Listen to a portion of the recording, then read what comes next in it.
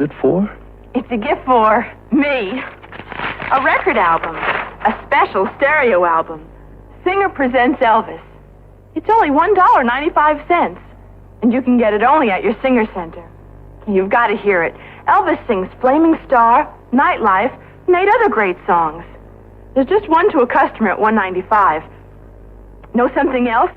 You'll find a great selection of Elvis Presley hits exclusively on RCA Records in the record department of your Singer Center.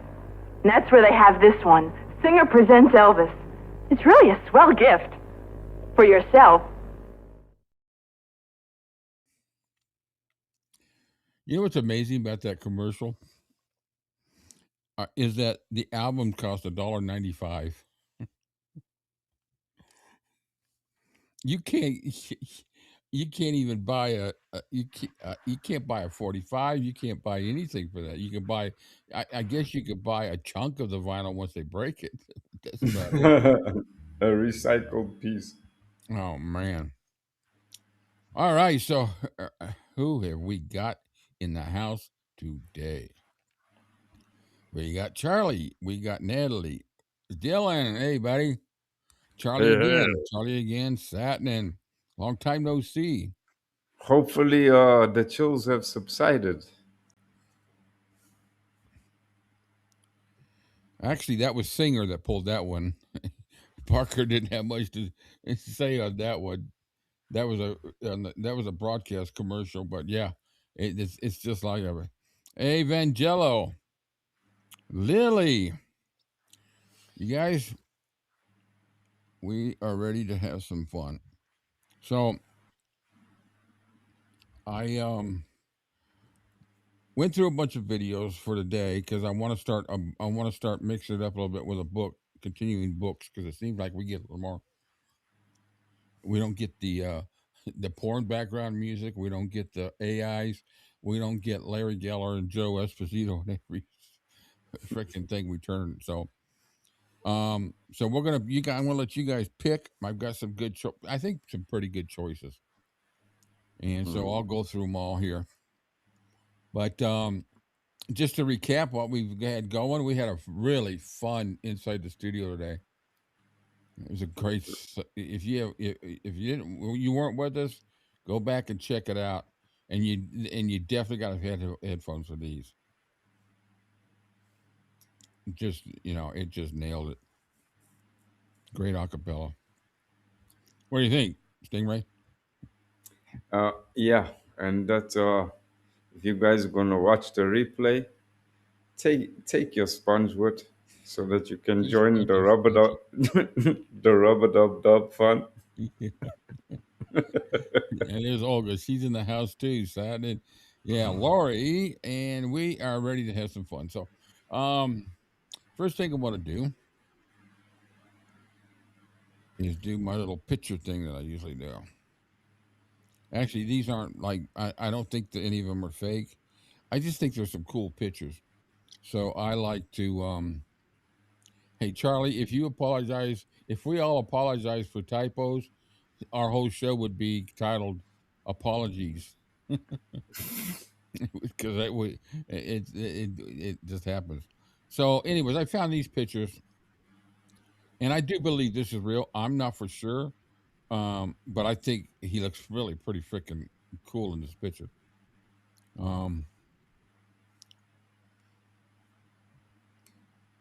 Ooh. Well, this one right here is the one I just shown.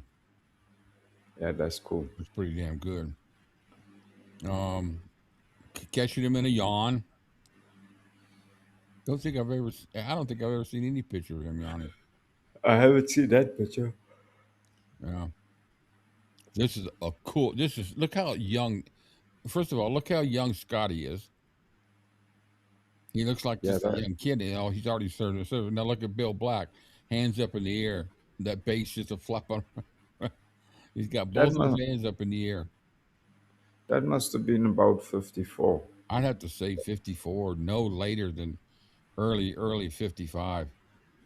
Because I'm looking at the guitar, and he's got the case on it. So I can't remember exactly when he bought that case, but I think it was late 54. And actually, I think when you bought those Gibsons or those Martins, you usually got a case like that. Now, Lisa must have been a very slow grower. She must have been very slow at growing, because according to the label on this picture, Lisa's 5 years older. Any idiot can see that's not Lisa. I know. Aside from the fact that that's obviously not Elvis's bottom part of. I mean, you know what? I gotta take a look at this. It almost looks like he's got. This is when. Oops, sorry, guys. I don't know why I'm apologizing to him. Um, okay, one, two. That's a leg. Okay, I thought that was another arm. I usually try to. A lot of these I save using my background sometimes on my computer. But that one, I think that's a cool picture. That's a cool picture. Yeah. All right. So on videos today, where's the poll?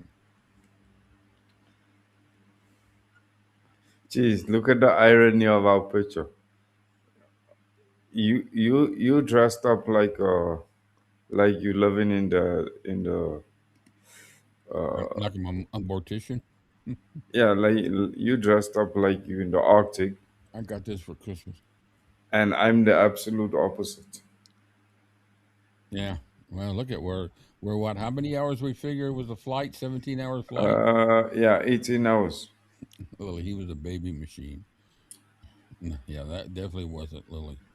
All right, so here's the film. Here's the whatever the hell, the videos that I picked out, and I went through them like I usually do, try to do. Now one of them, I'll get to him here. This one, I think, this is an interview with John Wilkinson. It's about a 30-minute video. I mean, wait a minute, let me see. It's a 30-minute interview with John Wilkinson. I don't think we've seen that one yet. Um, and then Elvis. This is a BBC production.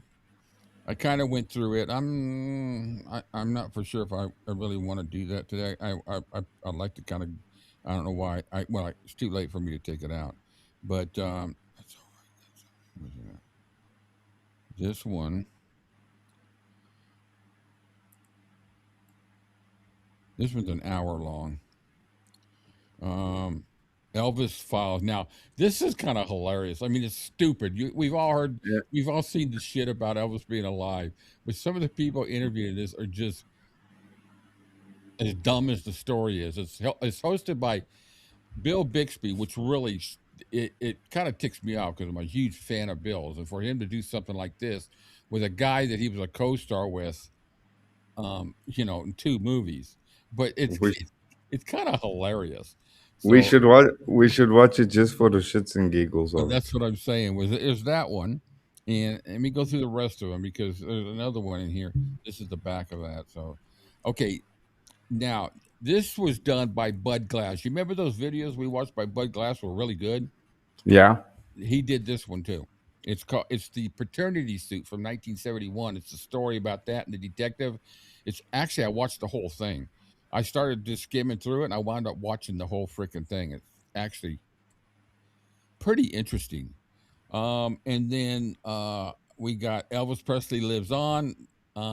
It's a nice production. It's pretty cool. It's just another one of those stories, but I didn't see any of the other deadbeats. I mean, the people that we don't like.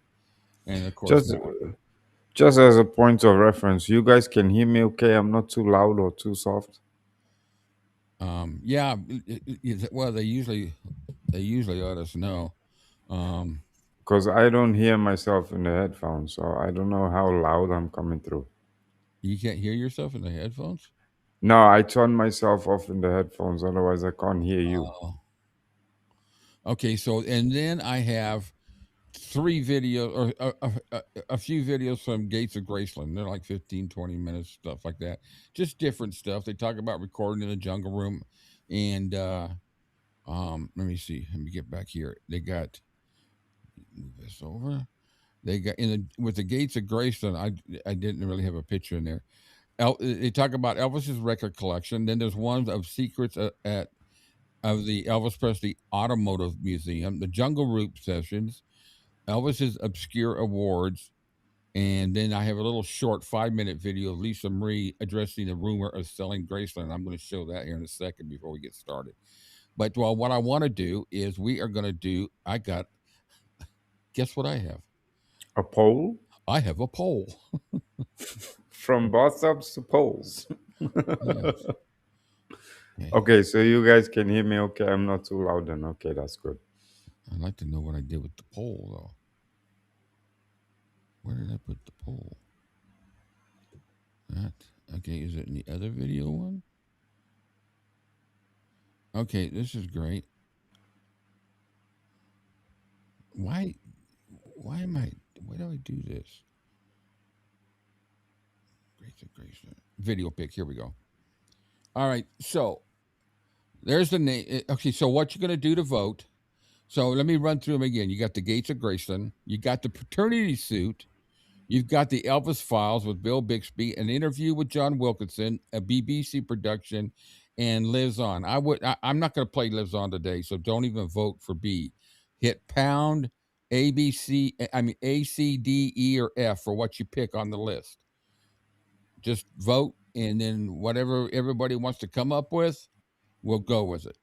And then I'll show a couple of small clips, and then we'll, depending on the length of the actual one you guys are choosing. So, yeah, you picked what I would be going to pick.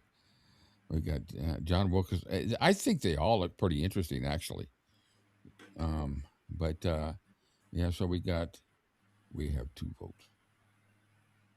We have more votes coming in. Look at this again. And we got the paternity one. We got Elvis Files. I'm just gonna let it go for, excuse me, for a little bit.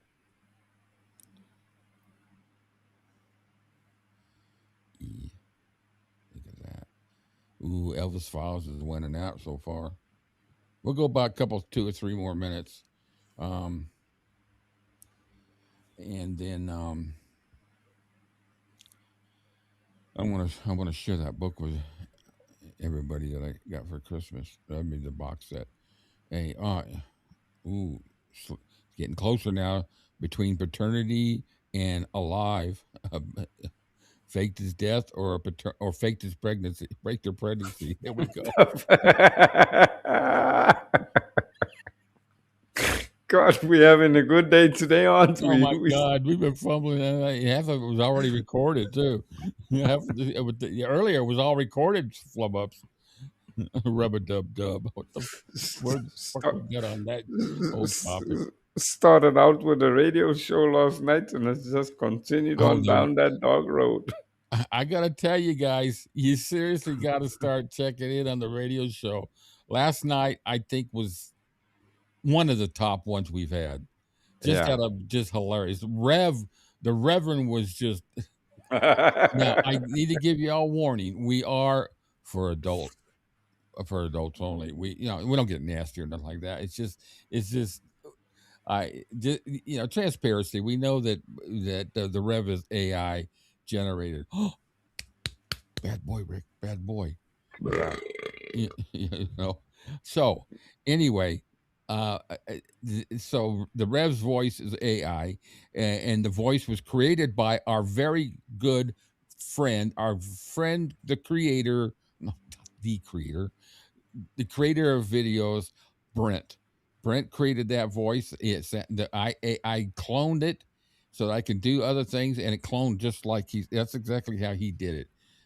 One of the best characters we've come up with. He created a monster with that one. What's that? He created a monster with that one, that's for sure. Yeah, so we had fun with that. Great selections, everybody, and we got a new system that I haven't heard from everybody what they thought about it, but I'm trying to see if we could streamline it a little bit more.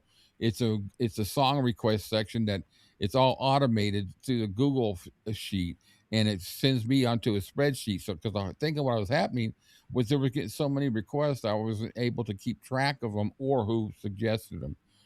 So Yeah, the Rev is AI. Thank you. This I got this for Christmas. My wife bought this shirt for me for Christmas. I got a green one just like it. I get larger ones because when I sit here, I just like. And this one was a lot. So I know this one was a lot larger. I used to buy the same size for this, and this one's much bigger. So I don't know if it's a good sign or they just use more tint material.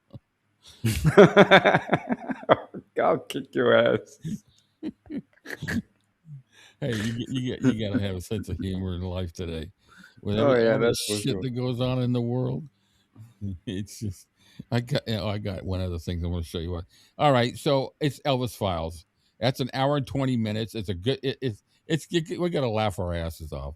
So we'll get into it right away because I don't want to I don't want to go 3 hours today, but I will be more than happy to. We'll start the goodbye at 2, and then we'll be good to go.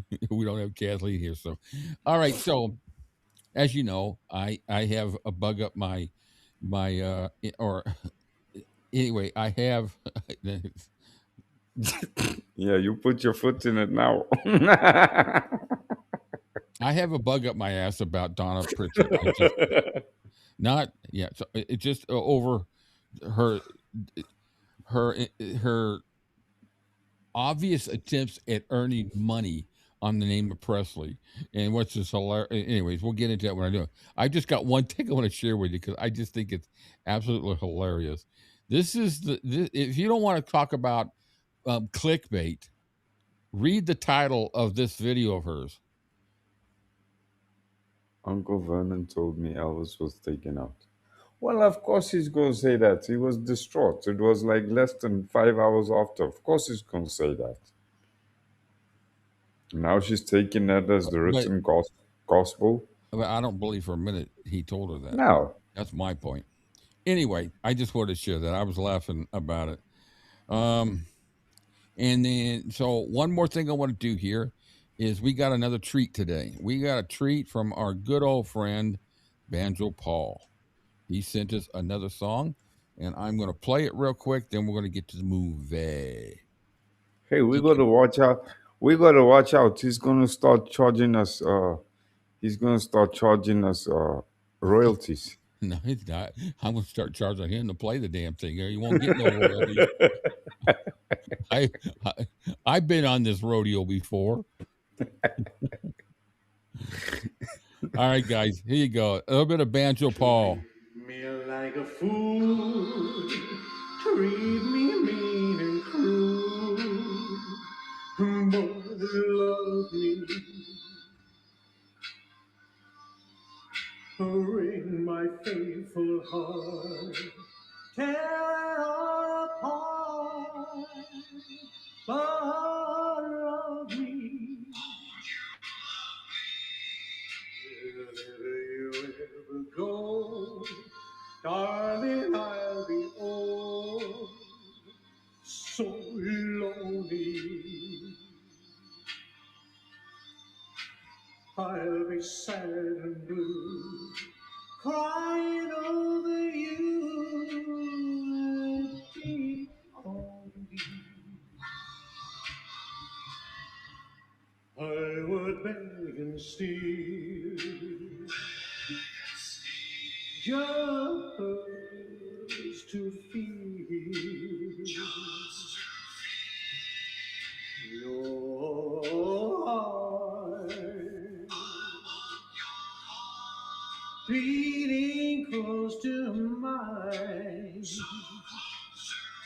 Wherever you ever go, darling, I'll be oh so lonely. I will be sad and blue, crying over you, deep only. I would beg and steal just to feel your heart beating close to mine. Wherever you ever go, darling, I'll be oh so lonely, begging on my knees. All I ask is please, please love me. Oh,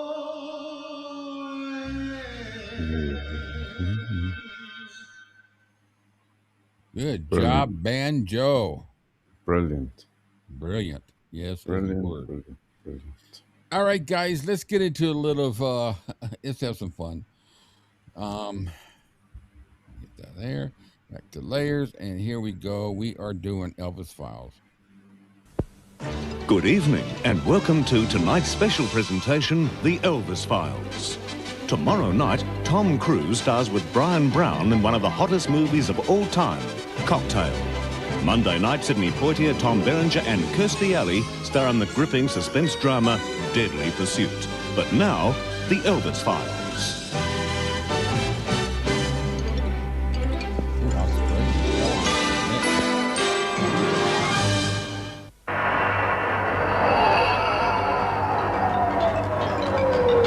On August 16, 1977, paramedics were dispatched to Graceland. Elvis Presley's girlfriend. Now, watch this with tongue in cheek. There are going to be little things that are being said, and there's idiots in here that might tick you off. I just want to say that because I want to try to get through this whole thing without interrupting you guys too much. But let's look at this with tongue in cheek. I think it's going to be. I think you guys get a kick. Ginger Alden was there at the time, along with one of Elvis's closest friends, Joe Esposito.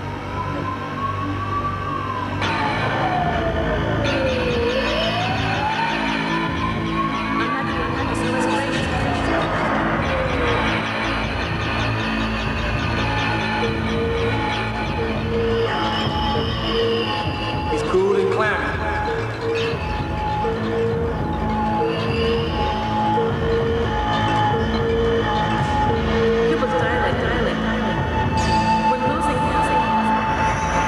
Let's get CPR. Come on, man. Come on, Elvis. Breathe, damn it.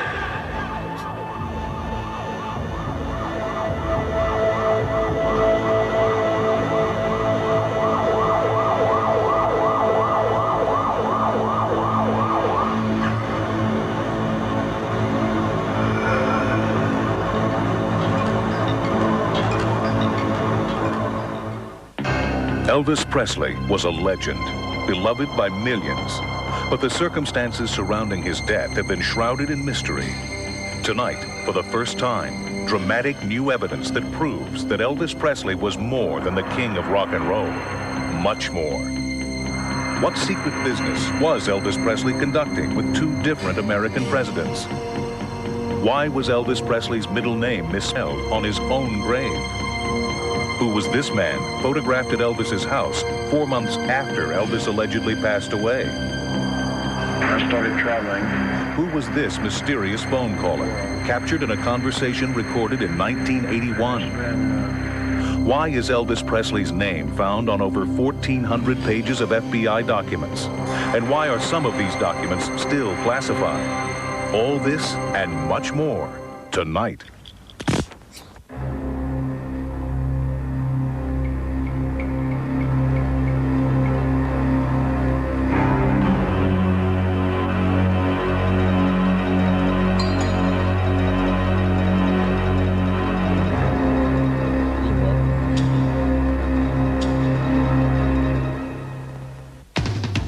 Tonight, live from the Imperial Palace Hotel and Casino and the Legends in Concert showroom in Las Vegas, in a television exclusive, the real story behind the event that shocked the world, the Elvis Files. Maria Columbus is the president of the oldest Elvis fan club. 30, 40 minutes later, Vernon Presley called us. Monty Nicholson is an investigator for the Los Angeles Sheriff's Department. The body may very well not have been Elvis Presley.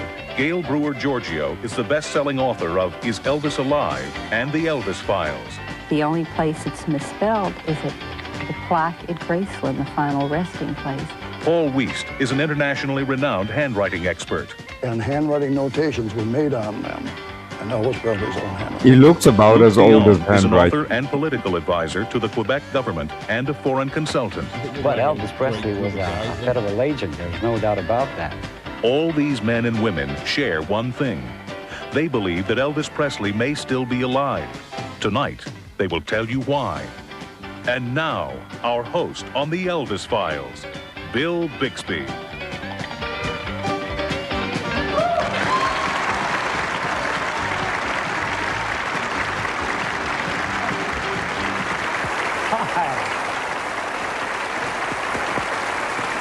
Thank you.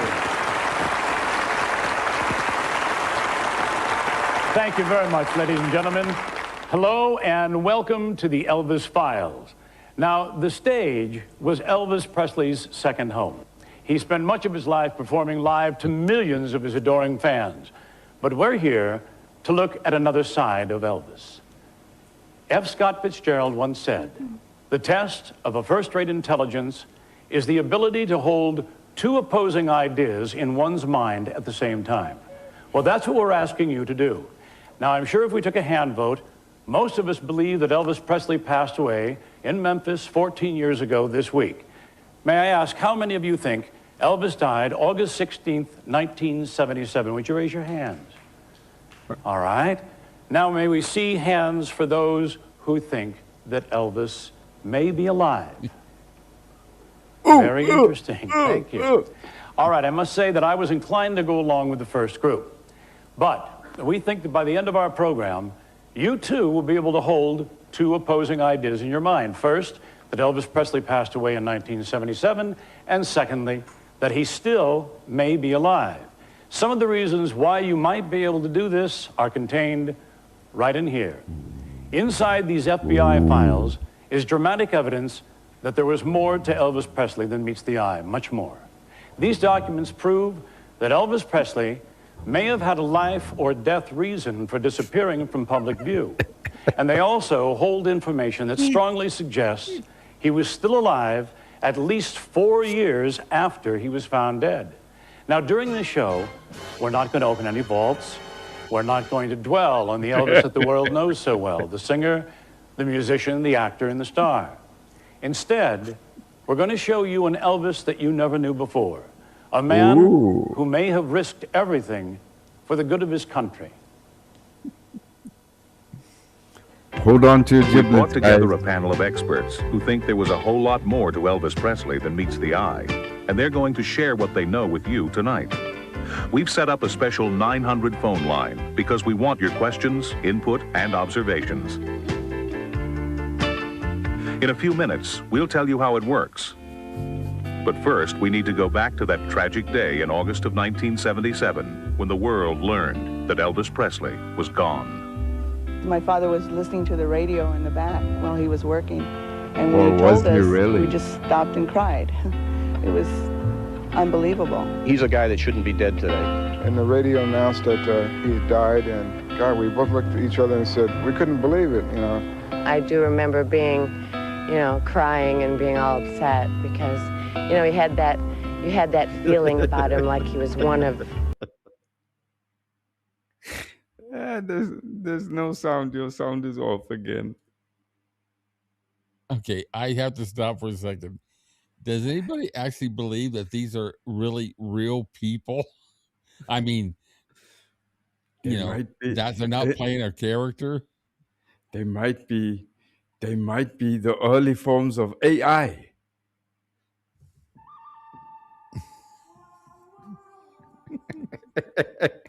Trust one of us. It was on the television, the news is how I heard about it. I just felt very sad. He's like one of the greatest musicians that ever lived. Every time I see Elvis or hear Elvis sing or see a movie, I get this real warm feeling. I remember him dying, and I hope his soul's in heaven. He was a very sensitive and very kind, compassionate human being. Elvis was the best, the greatest, and of course the king. It didn't take very long after the announcement that Elvis Presley had died for the crowds of mourners to gather. From all over the world, they came to pay their final respects to a man whom they felt had always respected them. Elvis had been placed in a casket, open for viewing at Graceland. No cameras were allowed by order of the Presley estate.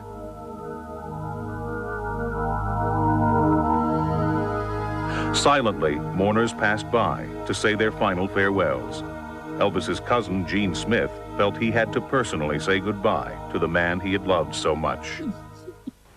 When we viewed the body for the last time, I stood there quite a while looking at his hands, and of course he was always breaking bricks with his hands.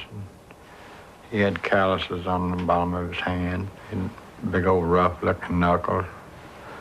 His nose looked kind of puggy looking, and his right sideburn was sticking out, straight out looked about an inch. And his hairline looked as if it had been a hairpiece, something glued on somewhere. It just didn't look right.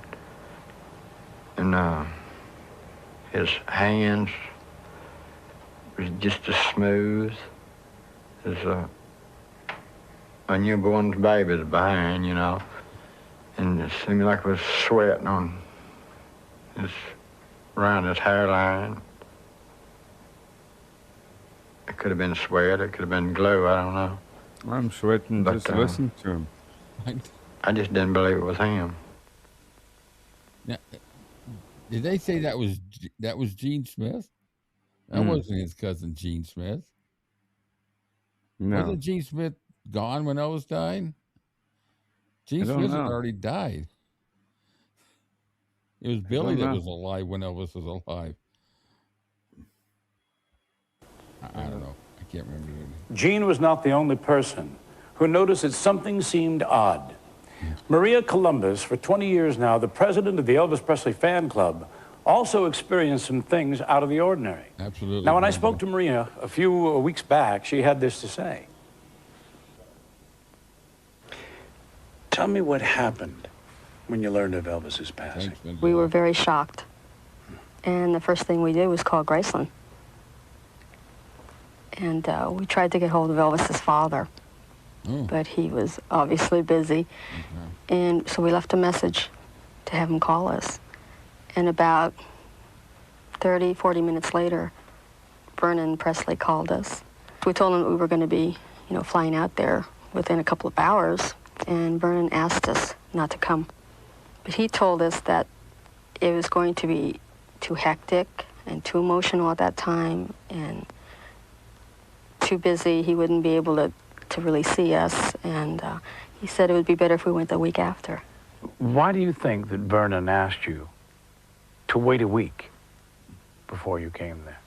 He thought that perhaps he felt we would have noticed things, little details that weren't right, and we would have questioned them.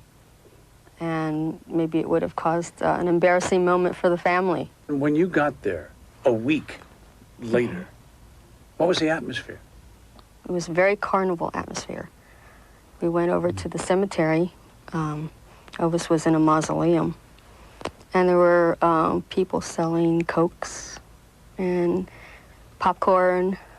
And there were people posing with the guards, because they had guards in front of the mausoleum door. We felt nothing of Elvis. And that was carried over a few months later when we got a hold of the inventory of Elvis's estate. It's about 84 pages long. And it felt wrong. There were so many things missing that should have been on there. I mean, personal items that you were aware of? Right. Elvis's diaries were not listed, his journals. There was even a plane missing. He was listed as having 6 or 7 pieces of jewelry, and I'm sure Elvis had more jewelry than that. Oh, yeah. No photographs of his mother listed. None of his daughter. But he had quite a number of photographs of his mother, if I remember correctly. Right.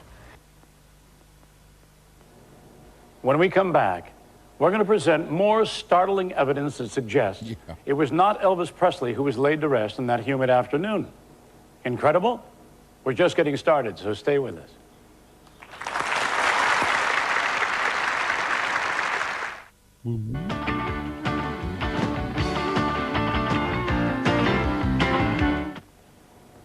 Now, a few minutes ago, we heard from two people who believe that Elvis Presley was not laid to rest in August of 1977. But if it wasn't Elvis Presley in the coffin, then who was it? Someone who might have that answer is Gail Brewer Giorgio. Gail is the author of the best-selling books, The Elvis Files and Is Elvis Alive? Now, here's what she had to say when we spoke last week. Let me ask you a question with regard to your book, The Elvis Files. It's significant to you that the name Aaron was misspelled. Why is that so significant? Elvis was born an identical twin. His twin brother, Jesse Garon, died at birth. With great thought and deliberation, Elvis's parents named him Elvis, A-R-O-N, so that whenever Elvis saw the name of Jesse Garon, he'd always know that Aaron was a part of Garon. So emphatic were his parents to have A-R-O-N spelled with a single. Now they're making it sound like Elvis was a blithering idiot. Yeah, and it's public knowledge. You can go on there. I've looked at it. It's public knowledge. Elvis went in later years. It was even registered at the Memphis office. That's his second name. He changed the spelling of his second name from a 1A to a double A because he wanted it to carry the biblical reference of Aaron. So he himself, after asking his father's permission, went to the office in Memphis and legally filled out the documentation and legally changed his name from 1A to 2. And if you look, there are actually documents online where Elvis signed his name with 2 A's instead of 1. So where she found her information on this, the place where they have found documents from when he was younger too, when he was a kid, where they show it as an AA. Yeah, they found his library card, for example. He had it already back then. He was spelling it with a double A, but legally he changed it later. So we all know where she's getting her information from, the same place that you sit on. Yeah. A, that when the doctor mistakenly filled out the first birth certificate with 2 A's, this was on January 10th of 1935, they insisted a new one be written, which was dated January 12th, 1935, this new one with the single A spelling. From the time Elvis was able to sign his name, it was Elvis, A-R-O-N. Elvis himself told many people he spelled his middle name with a single A. Biographers and researchers attest to this spelling. Even the Tennessee Historical Commission reports it's A-R-O-N, not A-A-R-O-N. All legal documents show it as A-R-O-N. Yet on Elvis's grave, it is misspelled. It reads Elvis, A-A-R-O-N, Presley. Why? As you know, Elvis was steeped heavily in numerology, that by adding another A to his name, he changed the vibrations of his letters, and he would have been a higher spiritual number. He would have gone up to a 9. No.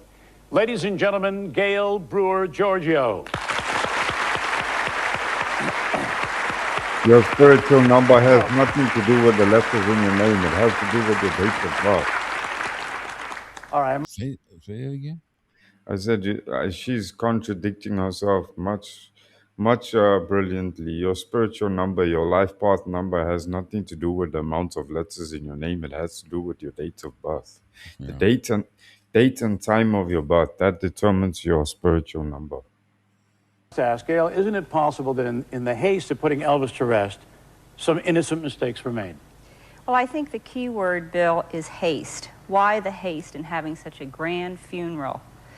Why the misspelling of a name on a grave? Why the moving of the grave? That doesn't make sense. And I believe that a lot of these so-called mistakes are clues. Now, were these discrepancies simple mistakes or clues that point to a still unexplained direction? We'd like to know what you think. Is it possible that Elvis Presley might be alive? Now, I understand that our phone banks are very overloaded already, so please, let's take a call. Do we have a caller, please? Yes, hello. Hello. Yes, my question, in the event that Elvis isn't buried in the backyard at Graceland, where might he be laid to rest? Gail?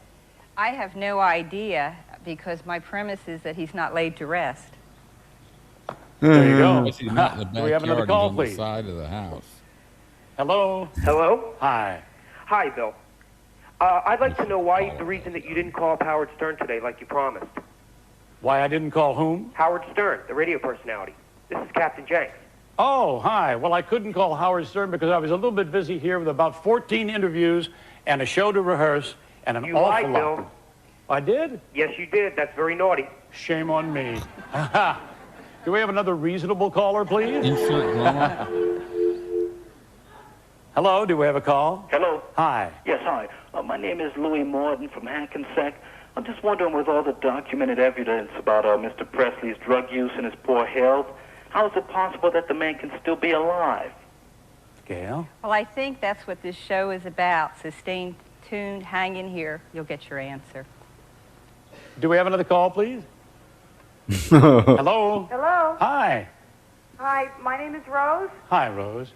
I'd like to know if Elvis is alive, why would he be in hiding? Very good question. Gail, would you care to answer that one? That's another question we're going to deal with extensively on this show. The drama is just It's building too up. elongated an answer to give you now, so just stay tuned. As a matter of fact, it's a 2-hour answer. If you Yeah, hang it's a in long 2-hour enough. answer, yeah. Do we have another call, please? Hello? Hi. Hi, this is Randy from Philadelphia. Hi, Randy. Yeah, I was just wondering if Elvis is alive, why wouldn't he want all his fans to know? Yeah, I know he has millions of fans. Why wouldn't he want them to know that he's alive? That's a good one. Yes, Gail. Yeah, Randy from Philadelphia. I'm from Norristown, Pennsylvania. That's outside of Philadelphia. I think there are clues that have been left. Well, I'll I be think sure he to does send you a want his postcard. fans to know the truth. Do we have another caller? Hello out there. Hello. Hi. Hi. Would you have a question out there? What's your name? Yes, this is Verna, Marshfield, Missouri. Hello, Verna. And I would like to ask, or if what you thought, if he was alive and he did come back into the public eye, do you think the public would let him be a person and not have to stay in the hiding and a prisoner in his own home like he had to be before? Ooh. Gail, what do you think? That's hard to answer, but perhaps by the end of the show, when we look into the FBI files and so forth, we might have a better feel as to what that answer would be. If that were to happen, it would be nice to know he could be a little more comfortable in this life. Now, the reason we're here is to try and address more of these issues. And when we return, we're going to look at another controversy, the bizarre circumstances surrounding the official investigation into Elvis's death, so don't go away. It's amazing what they would do to television ratings. Yeah, well, I could pretty much tell you why he's doing it. He did. He didn't have a career. I don't think he had any series going at this time. He may have. No. What year was this? Because he had like 4 or 5 different TV series. 91. By 91, he was pretty much out of the public eye. Yeah, I don't think he died much longer after that from cancer. No. No. But yeah, I mean, My Favorite Martian, The Magician, Eddie's Father, The Hulk, and then this. Well, the positive side on it is as much of a big, huge hoo-ha hogwash story this is. It just goes to prove that if you put Elvis on the front of it, it's gonna sell. Yeah. So it still keeps him I relevant. mean, those were actual live lines going at the time. It still keeps him relevant. Yeah. Is a police Well, we see that all investigator. over YouTube, He don't believes that somebody tried to cover up the real events that took place before and after Elvis Presley's death. I think that there are definitely some unanswered questions surrounding the circumstances of Elvis's death.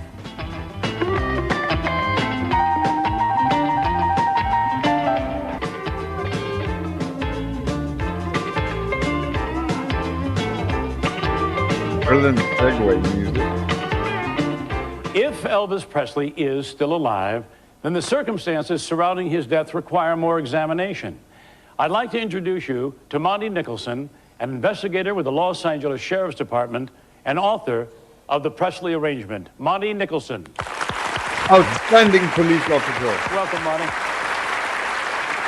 Hi, Monty. First question, Monty, do you think there's a remote possibility that Elvis could still be alive? Based on what I've seen so far, I think the possibility is very real. All right. Now, Monty, you're a member in good standing with the law enforcement community, so aren't you a little concerned about what your colleagues might say? Well, of course, I do take some teasing from my peers, but they know that this is something I do outside my career of law enforcement. I just try to do things thorough enough to dispel any real criticism. All right. When I visited with you some weeks ago, we discussed your views on the discrepancies surrounding Elvis's death.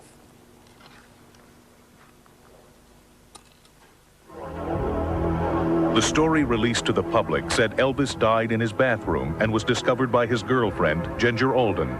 Supposedly, the authorities were notified and resuscitation attempts were continued until Elvis's body was removed. Contrary to what one would expect, a house in disarray and emotional upheaval, speculation has it that not only were the bedroom and bathroom cleaned up, but Ginger Alden, prior to the arrival of the authorities, took the time to get dressed and gain her composure. This is coming out of the book Conspiracy, I bet you.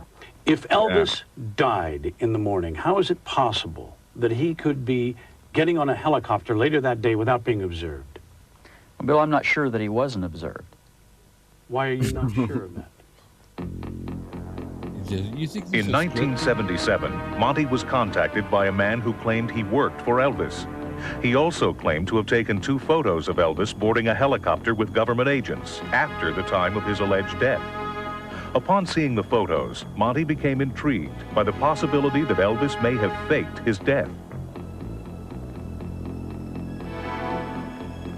He contacted the man with the photos. At first, he denied having them. Then he changed his mind, adding, "It will cost you to see them again." Monty arranged a meeting with him and went to the address he gave, only to find a vacant house. That man has since disappeared. Inspired by this incident, Monty decided to write the Presley arrangement, which tells the story of how Elvis may have faked his own death. The Presley arrangement was published and placed in a major bookstore chain. Strangely enough, soon after the book started to sell, it also started to disappear. Monty continued to research and write about the mystery concerning the death of Elvis. He was contacted by Gail Brewer Giorgio. During his first conversation, he learned that Gail's book, Orion, had also disappeared from the bookstore shelves. Gail and Monty exchanged information for several months. They concluded that their books may have been suppressed by the same people.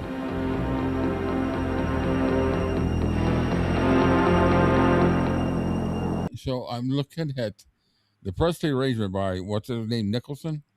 Mm-hmm. On Amazon, they list it as a thriller mystery novel.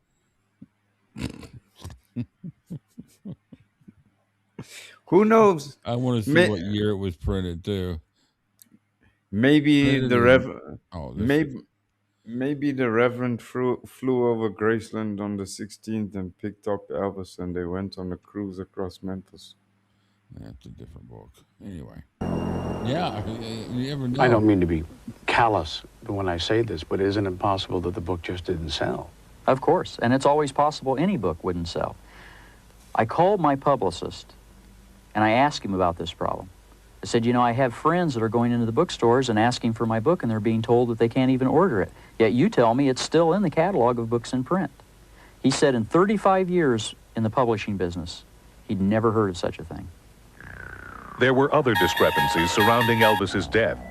First, in March of 1977, before Elvis died, 2 life insurance policies were cashed in. A secret personal checking account was emptied out shortly before Elvis Presley died. The amount? Close to $1 million. And perhaps most odd, some claim that the signature on Elvis's death certificate matches Elvis's own handwriting.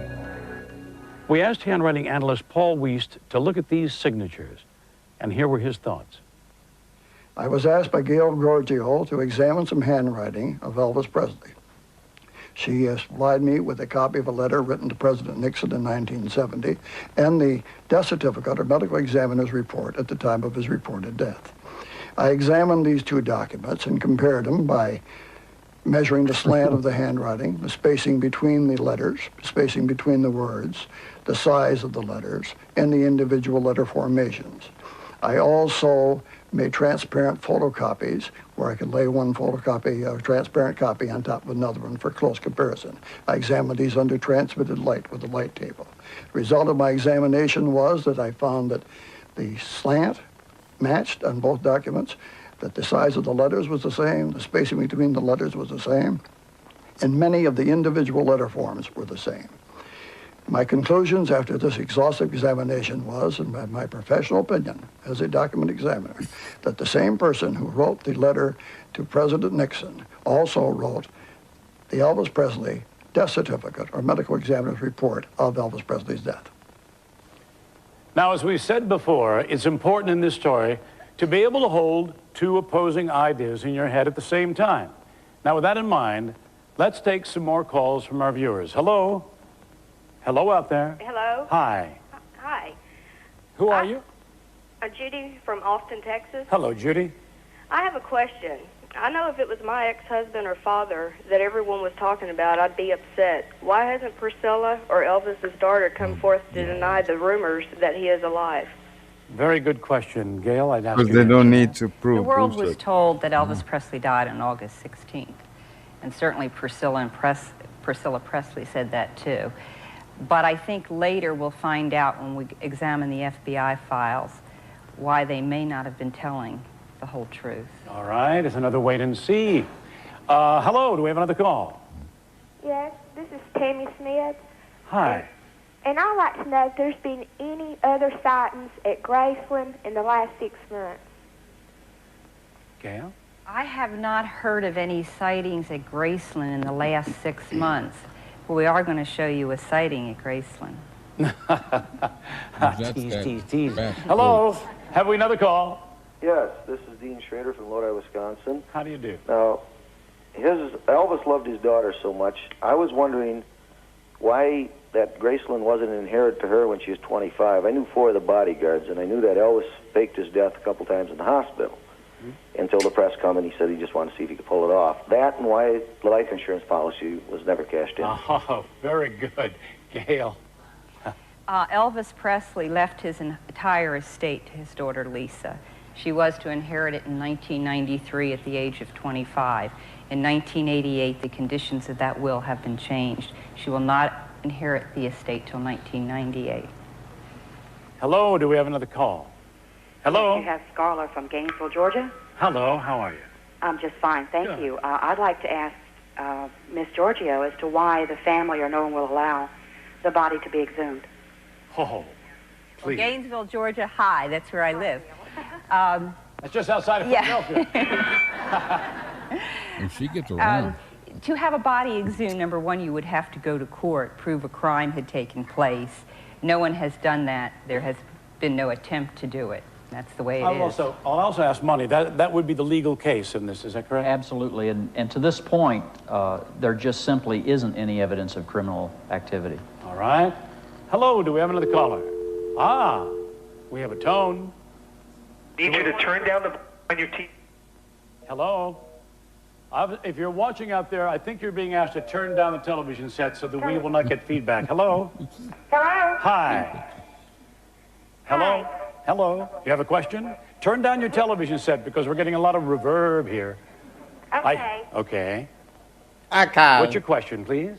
Oh, hi, Bill. Hello. Yes, I have a question. All right. In reading the tabloid, The Sun, I understand that he was in Texas, somewhere in Texas, a small town there, and he presented a car, a 1988 Cadillac, to a lady there. They went to a notary public and supposedly signed the title over to the lady under the name of John Barrows.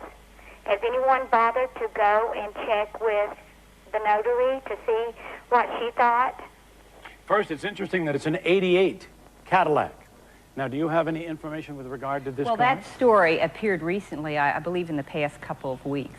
So obviously I haven't had time to check it out. But yes, I read the story and there were quite a few sightings. But we do not have the answer as to whether it was registered or not. So obviously we have a controversy here. So far, we have addressed the possibility that Elvis might not have passed away when everyone thought he did. Now let's assume for a moment that that's true and that he is alive. It stands to reason that someone, somewhere, would have encountered him. When we return, we're going to examine a couple of instances where reliable witnesses swear they spoke with Elvis Presley. Fantasy or fact? That's for you to decide. And when last was Gail in the news? What's that? I say, and when last was Gail in the news, she mysteriously disappeared. She hasn't been seen or heard of in many years. But yet here she's being referred to as the Elvis Encyclopedia. Is that what he called her? No, that's what I call her. Oh, okay. Yeah, she does.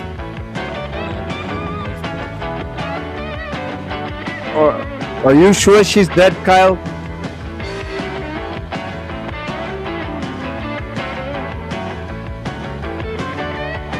She was seen the other day in a beauty salon down in South Georgia. Eating a chimichanga. All right. I love you people. All right. Oh, now, Gail, you are the person most responsible for this controversial issue of whether Elvis Presley is alive or dead. Now, her story is a fascinating one, and no matter what you believe, it is a story worth telling. Oh, wow. Gail, why don't you tell us how you became involved in this case? Well, I, like the rest of the world, heard the news that Elvis Presley died at the age of 42, and I was shocked. When I heard that Elvis Presley had died, I was amazed. It seemed that almost overnight a very mortal man was deified. My curiosity led me to write the novel Orion, a fictitious story about a singer who was a prisoner of his fame, a man who ended up hoaxing his own death. The book was sold to a major publisher, a sizable advance was received, as well as a promise of extensive promotion. After the book was released, I began receiving calls that the books were rapidly disappearing under very strange circumstances. More than one store reported that men in business suits came in and purchased the books in quantities, and that once they were gone, the stock was never replenished, which is a very strange business practice. My repeated calls to the publisher were ignored, my questions unanswered. Meanwhile, as I was investigating the mysterious disappearance of my book, the media and many of the fan clubs were questioning the death of Elvis Presley. Several fans brought to my attention the fact that Elvis's middle name was misspelled on his grave at Graceland. This and other discrepancies led me to write Is Elvis Alive? I was then contacted by Monty Nicholson, a veteran investigator with the Los Angeles Sheriff's Department, who had written a book called The Presley Arrangement, which focuses on Elvis faking his death. Monty and I compared notes and found that despite never having heard of each other, our information was almost identical. My appearances on radio and television shows led to many phone calls, leads, lots of new information. In October of 1988, around 2:30 in the morning, a call came to my home from a man identifying himself as Elvis Presley. Realizing, of course, that he could have been an impersonator, I asked some key questions which were answered correctly. And although my equipment was antiquated, I taped the call. Yeah, of all the fact, people he would you call have Gail. a tape of that phone call and a transcript of some of the conversation. Yes, it was kind of funny. It's like the dentist with cavities. I had a very poor tape recorder. We were in the midst of moving, and I went into the garage and got this old clunky tape recorder with a suction cup that didn't stay on the phone very well. But anyway, I did the best I could, and the call did come in.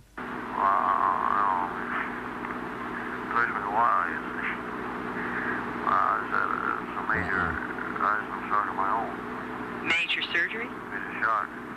What happened? Surgery. Major shock. What happened? Well, my daughter, it came as a surprise to me. Oh, okay. It was a very big surprise. Was Priscilla there?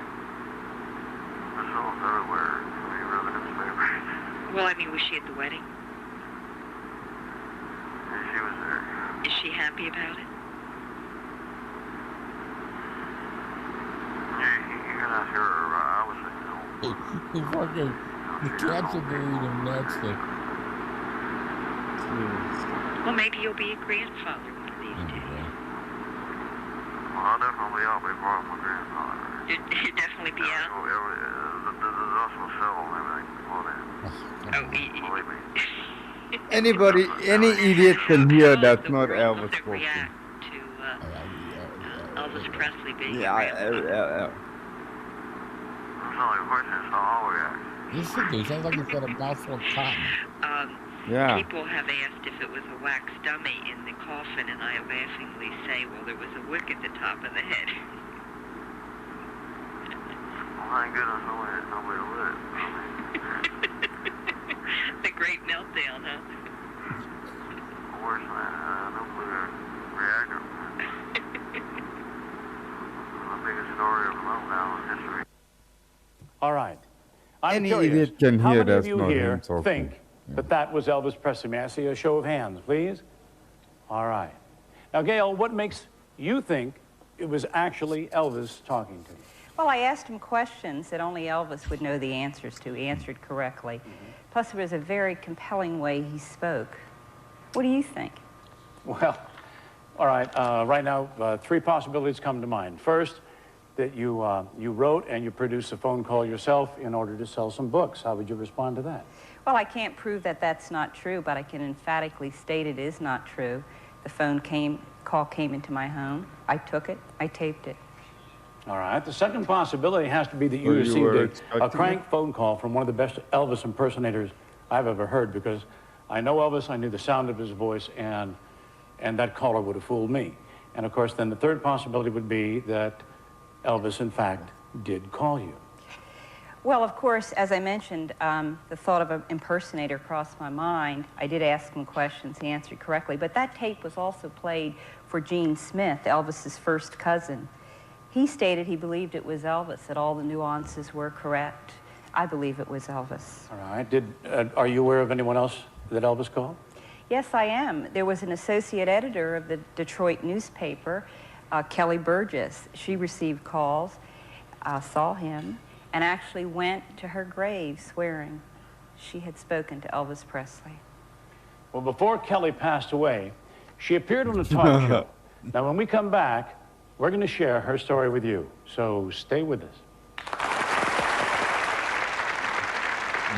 When we return, the bizarre tale of a strange encounter in a Michigan office building, and a chance for you to tell your own story live as the Elvis Files continues.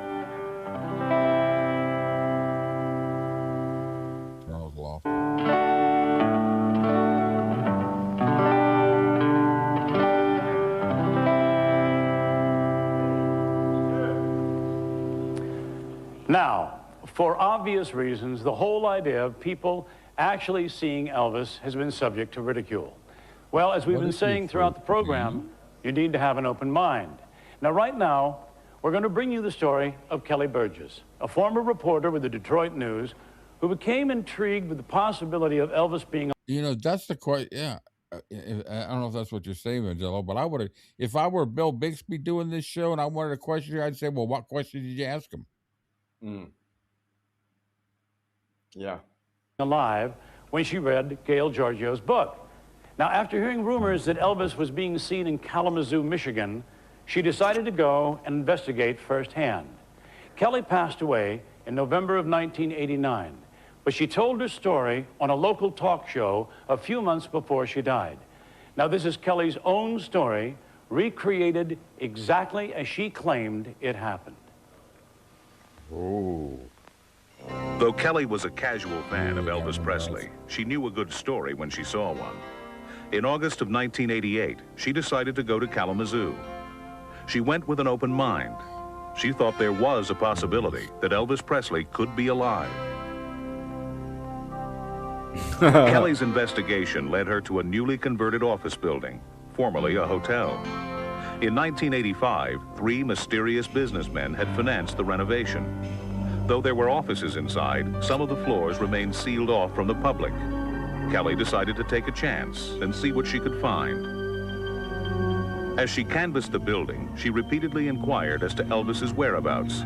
Ultimately, her tenacity paid off. And She sees 3 mysterious men, and she describes them as mysterious men, yet she goes into the empty building with them.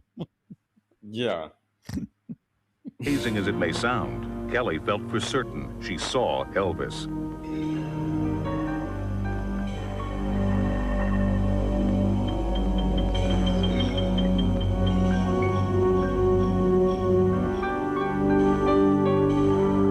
Kelly was soon ushered out of the building, but she was convinced she had seen Elvis Presley.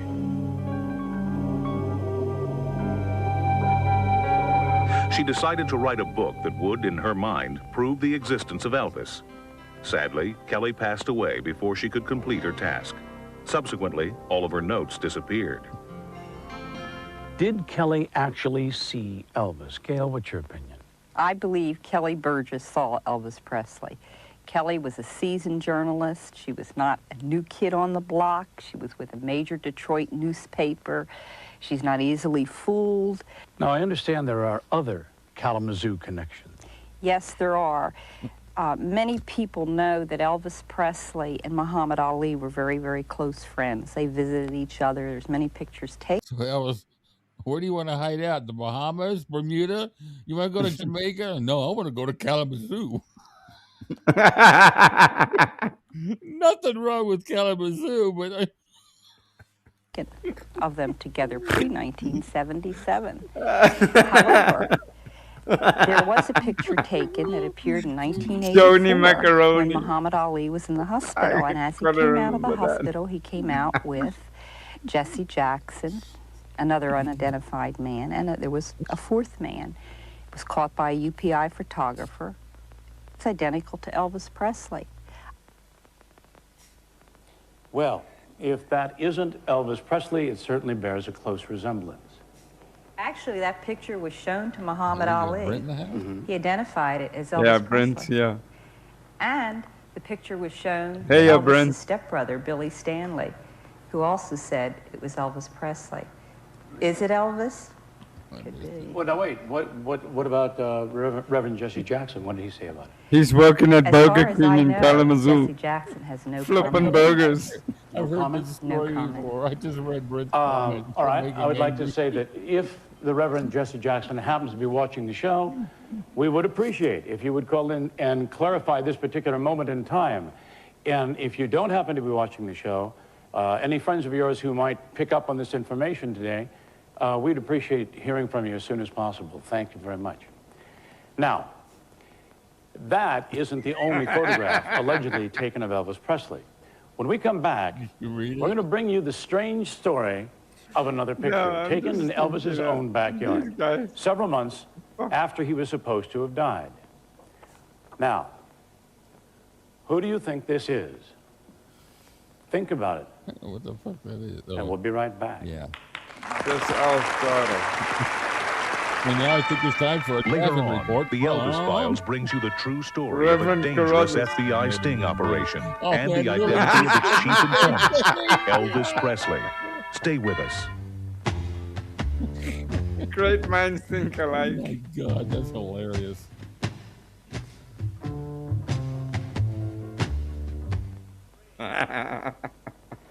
All right, I'm curious. Now, how many, The please, lines in our milk, audience have been to Graceland? May we see some hands? Ooh, quite a number of you. All right. What would you think if you'd visited Graceland, taken some typical tourist pictures, and then in the privacy of your living room, noticed what seemed to be the face of Elvis Presley staring right out at you? I think you'd get very excited.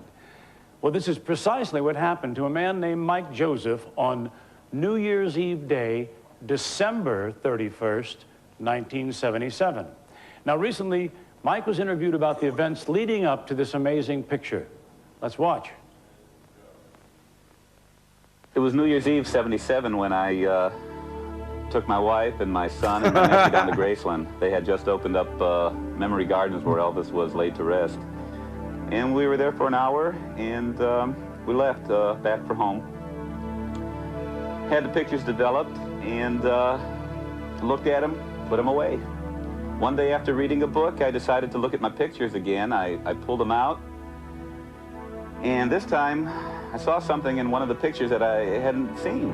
My God, I had Elvis Presley sitting in the doorway, looking out at the fans walking past his grave. I've had the negatives examined by Kodak, And Kodak basically says that they are original.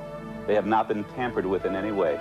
They were taken in sequence, uncut by the negatives, being original, they can tell. The emulsion number of the film was manufactured in '77. Each roll of film that is manufactured has a manufacturing date on it in the emulsion number. This is the shot that I took of the people walking and the bathhouse in the distance. We zero in here, and this is the same shot with just the chair. No one sitting in the chair. So that shows it was not a picture of someone sitting in a chair. This is my son once again blocking the doorway, and of course the picture where I first spotted the silhouette in the doorway.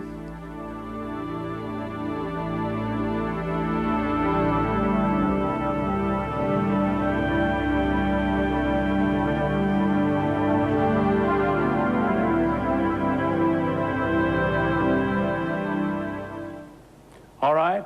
How many of you think that Mike Joseph photographed Elvis Presley? May we see some hands? Ah, it's getting more interesting. Well, the key question here is this. Why would Elvis risk going back to Graceland if he had engineered his own disappearance? Why would he be so careless as to sit in an open doorway? Gail, please. Well, you have to realize at that point in time, the inner grounds were off limits to tourists. Plus, there was an entire swimming pool that separated Mike Joseph from the pool house door. Elvis probably didn't think he was seen. Careless? Yeah, presidents have been careless too, if you remember Watergate. I do. I can remember that far back.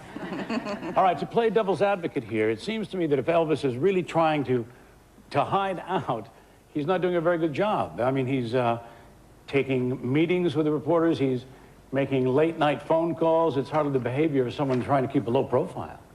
Well, maybe this is all part of a larger plan. Maybe Elvis intends to return. He may be in a catch-22 situation. Keep looking down at her notes. Well, perhaps the most convincing piece of evidence that suggests that Elvis may still be alive is the mystery audio tape. Now, let's take a brief listen before we continue. At the time, I had a beard and I lost a few pounds. And I thought it would be very, very hard for anyone to recognize me. All right, this tape was released to the general public in Gail Giorgio's book, Is Elvis Alive? Now, at the time, the origin of the tape was unknown. But since the publication of that book, new information has been uncovered. Ladies and gentlemen, I'm pleased to introduce Maria Columbus, the president of the oldest Elvis Presley fan club. Hi, Maria.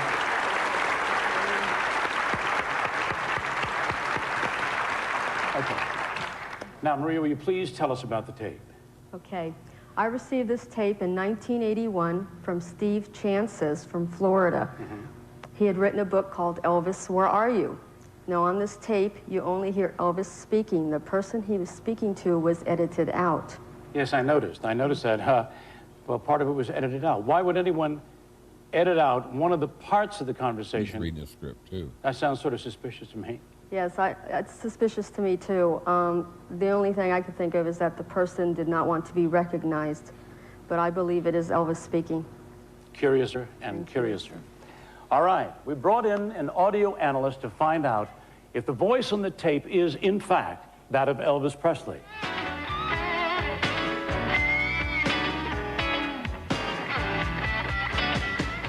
Have 2 years of sobering Army life changed your mind about rock and roll? Sobering Army life?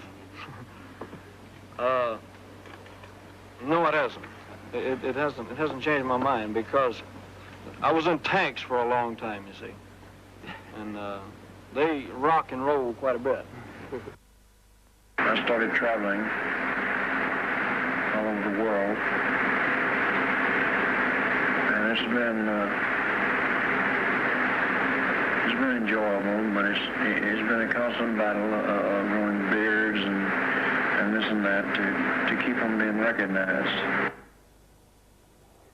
Who was recorded during that 1981 phone conversation?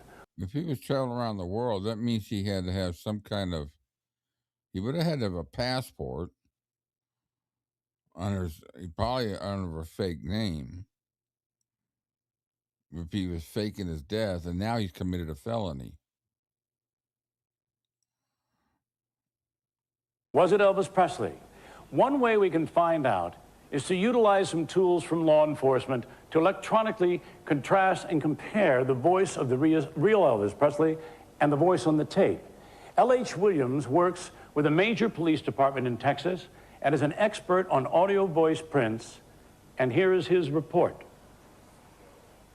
Gail had sent me a copy of a transcript of the tape recording of the unknown person, and this was 4 pages long. In this process, I also requested copies of known tape recordings of Elvis Presley, and I followed the guidelines that were established during the Watergate case for possible authentication of the tape recording.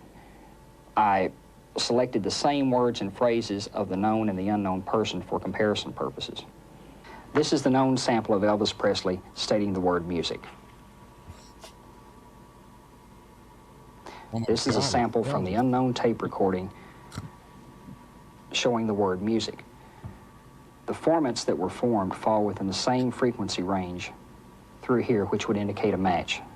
Basically, the known voice of Elvis Presley compared with the voice on this tape is the same.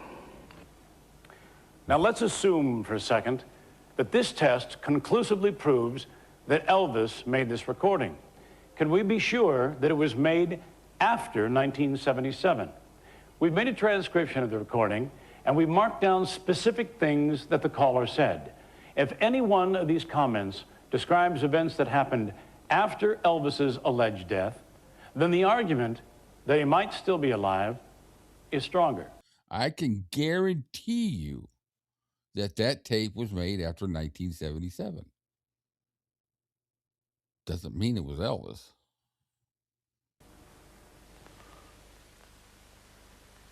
People ask me all the time where I'm living. And naturally, I can't say, but it's a good place to hide. And there was an island that I had learned about a long time ago, and I guess I always knew that someday I'd probably have to use it. Anyway, I must have spent a year on the island. I started traveling all over the world. And it's been enjoyable, but it's been a constant battle of growing beards and this and that to keep from being recognized. And I guess about 2 years ago, I went to Europe, which is something I've always wanted to do, something I've wanted to do for a long time. I realized that sooner or later, it's probably going to end. You know, I hate to think that it's going to end, but I know sometime the secret has got to be let out. If it hadn't been for getting involved in what I'm involved in now, you know, things as such, maybe it's been different. Well, I think that last statement speaks for itself. But, Maria, let me ask you about some of the other things that we heard. Prior to his death, had Elvis ever spent a year on an island, any island? No, he didn't. He never spent a year away from the public eye. He was in the public eye all the time. We would have heard about it. All right, when Elvis was 24, we know that he was in the Army and he went to Europe. But did he go to Europe 2 years before that? No, the first time he went to Europe was when he was going to Germany in the Army in 1958. All right, let's find out what some of our callers think. Hello, do we have a call? Hello? Hello? Hello, hi. Hi. Yes, your name, please? Kevin? Hi, Kevin. What would you like to ask? I would like to know if Elvis is in hiding, how he could ever come back after reported deaths of a girl in Graceland supposedly attending his funeral. If it actually happened, the father would sue if he came back. How could he come back out of hiding without being sued? The two girls that died were hit by a car out in the middle of the road. Yeah. What idiots. By a drunk driver who was arrested. Yeah, and it wasn't like, and he really didn't get any time either. No. The guy never went to prison for that. Unbelievable, huh? From what I understand, I've read. Understand the Gail? Yes, I understand the question. Actually, two girls were run down outside of Graceland by a renegade car. I think Maria knows a little more about that. It wasn't Elvis's fault. Yes, please, Maria. Yeah. It was a tragedy that occurred before, I believe it was before Elvis was buried. Yeah. And, you know, he had no control over that. Nobody did. I believe the young man went to jail.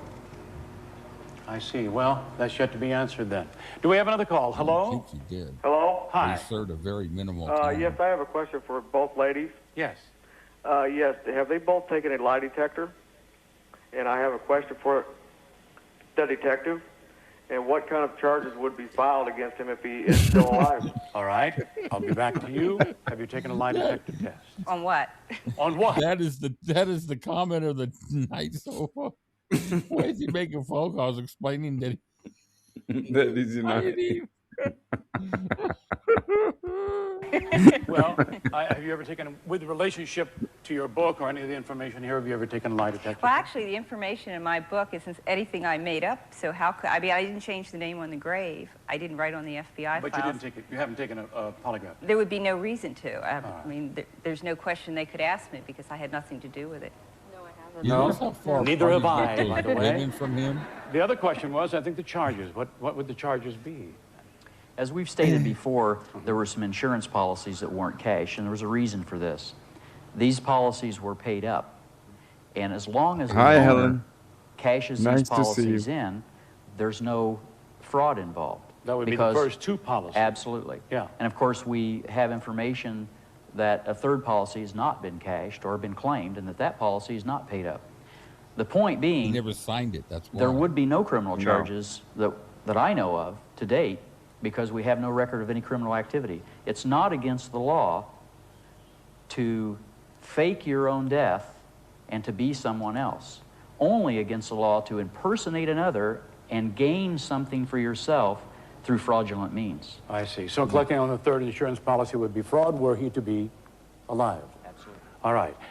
All right. Now, so far, we've introduced you to witnesses who believe that Elvis Presley was not really buried in August of 1977. We've also presented evidence that Elvis Presley has been seen on multiple occasions, and perhaps most importantly, we presented what appears to be physical.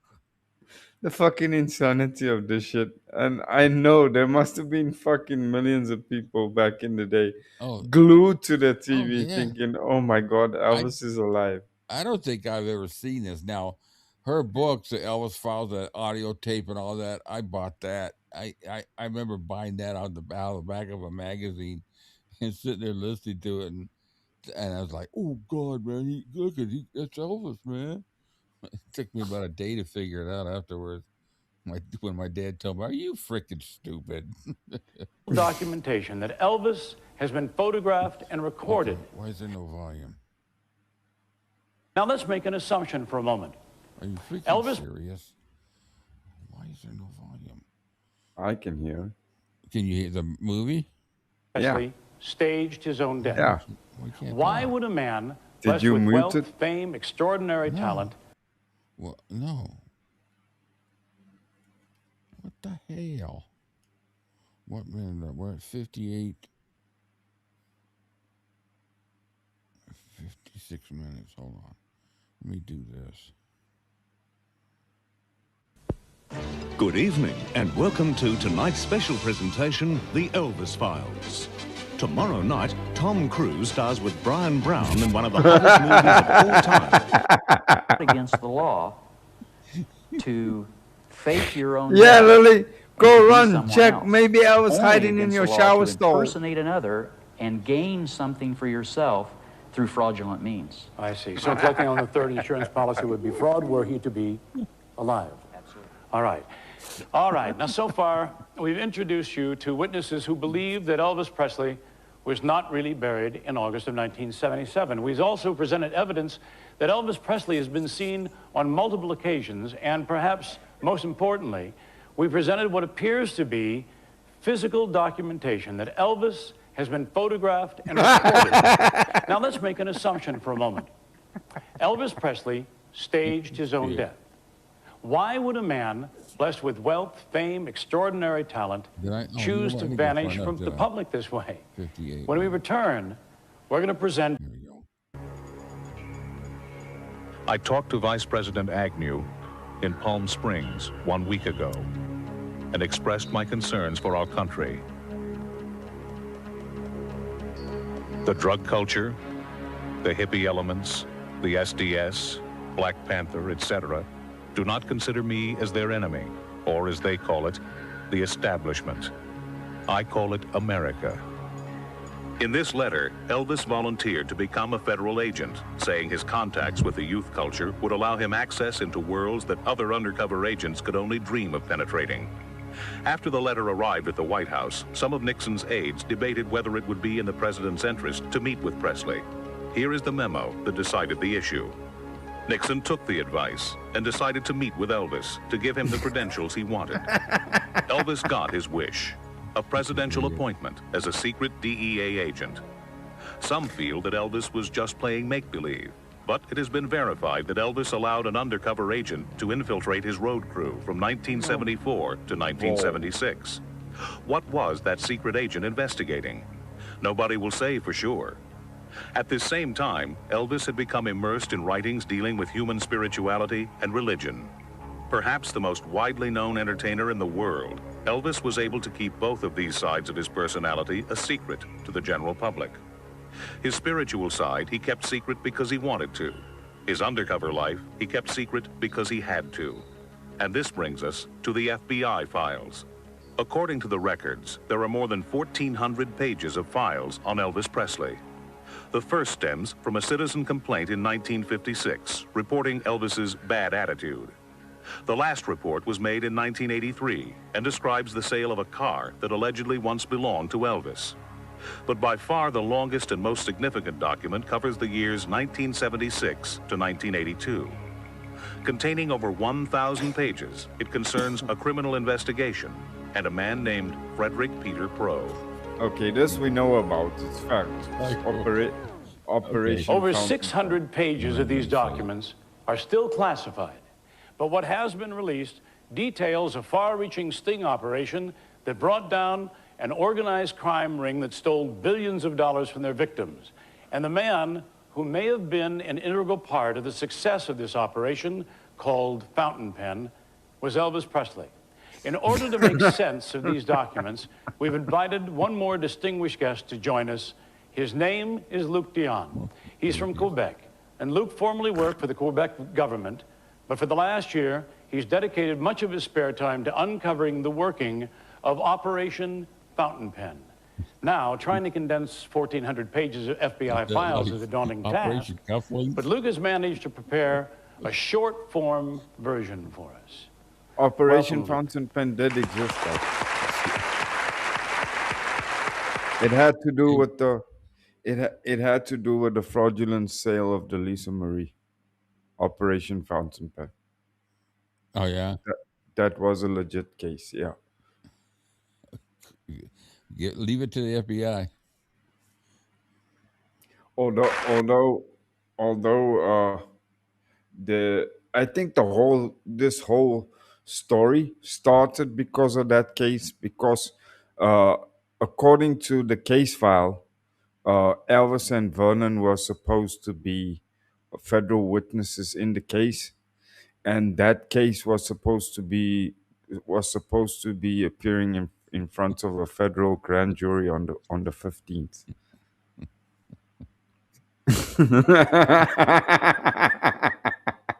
You know what? While we're at a breaking point right here, how about if we have a little report from Mr. the Rev?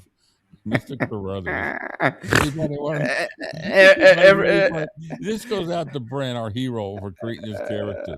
Yeah, go play this one. Here, we got a weather report over Las Vegas.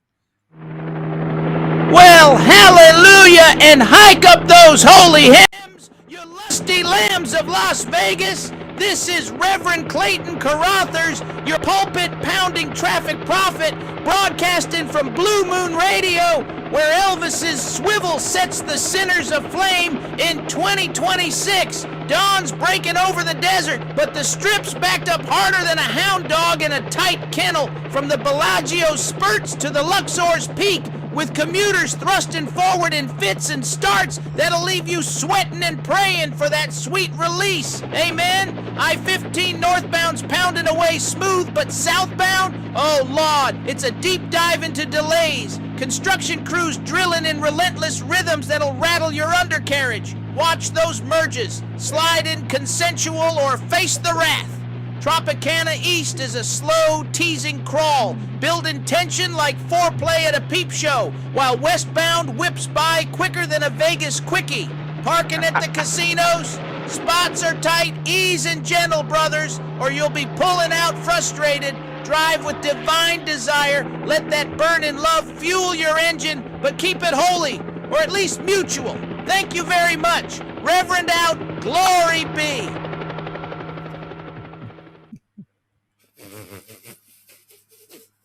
Sorry about that, guys. We had to get. That was Brenton's house. I had to go find it and bring it in here. Oh, all right, a Vegas quickie. All right, back to Bill. All right, Luke. To just summarize, what do you think happened to Elvis Presley? Well, I think that Elvis got involved in a very dangerous FBI undercover operation, and in order to protect himself, a member from his family has to arrange his disappearance. All right. Well, let's start at the beginning. What you're about to see has been verified by recently declassified government documents and Luke DeYoung's own extensive research.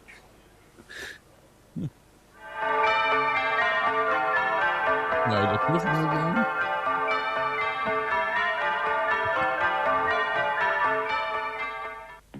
Our story begins in May of 1976 when Elvis wanted to sell one of his airplanes. Besides the famous Lisa Marie, Elvis owned 3 smaller jets, a Lockheed Jetstar, a Jet Commander, and a Dassault Falcon. In early 1976, Elvis told his father, who handled all of his personal finances, that he wanted to sell the Jetstar. Vernon was loyal to his son, but was apparently not a very good businessman. Vernon was introduced to a man named Frederick Peter Pro in May of 1976. Pro talked Vernon into getting involved with a very complicated leasing arrangement with his company. The Jetstar wasn't airworthy, and Pro also said he would facilitate repairs. But Frederick Peter Pro was, in reality, a con man, a member of a criminal group called the Fraternity, a group with direct ties to organized crime. It has been estimated that the Fraternity managed to con at least $2 billion from people all over the world. And by the spring of 1977, according to an attorney familiar with the case, the Presley estate had lost more than $1 million. Well, aside from Elvis being a victim of the Fraternity, how does the Presley case relate to Operation Fountain Pen? Okay. At the time that Presley was defrauded by those con men, the Federal Bureau of Investigation were involved in a highly confidential undercover operation called Operation Fountain Pen regarding the illegal activities of a group of con men called the Fraternity that comprised approximately 30 to 40 of the world's top con men. What's the importance of the Presley case in Operation Fountain Pen? Well, the Presley case was the catalyst case for the FBI to stop temporarily the illegal activity of at least 2 members of the Fraternity. What do you mean temporarily? Well, as I mentioned earlier, the Fraternity was an organization that comprised 30 to 40 of the world's top con men. Now, the Presley case involved only 2 members of the Fraternity. Now, this organization was still going around, you know, everywhere around the world, defrauding people after the Presley case was done. But temporarily, they succeeded in stopping the fraternity. All right, we have just seen how Elvis, wittingly or unwittingly, became embroiled in an undercover FBI operation. It started innocently when Elvis's father, Vernon, tried to get a good deal on one of Elvis's airplanes. Excuse me. Now, it may have ended in what? The following is a chronology of the documented evidence that some believe have resulted in the staged disappearance of Elvis Presley. Kind of sense, doesn't it? On March 4th, 1977, Elvis took his last leisure trip with his friends. According to several people, Elvis behaved unusually, almost as if he was saying goodbye. June 29th, 1977, Elvis gave his last concert in Indianapolis. July 26th, the FBI signaled that the investigation into Frederick Peter Proe finally had enough evidence to go to the grand jury. Early August, Elvis desperately tried to reach President Carter to discuss some urgent personal business. August 15th, United States Attorney Michael Cody advised the FBI that his office was ready to go before the grand jury with the Operation Fountain Pen case. August 16th, Elvis Presley is reported dead at Graceland. October 18th, 4 alleged members of the fraternity, including Frederick Peter Proe, were arrested in connection with the Presley fraud case. Could this investigation have led Elvis Presley to fake his own death?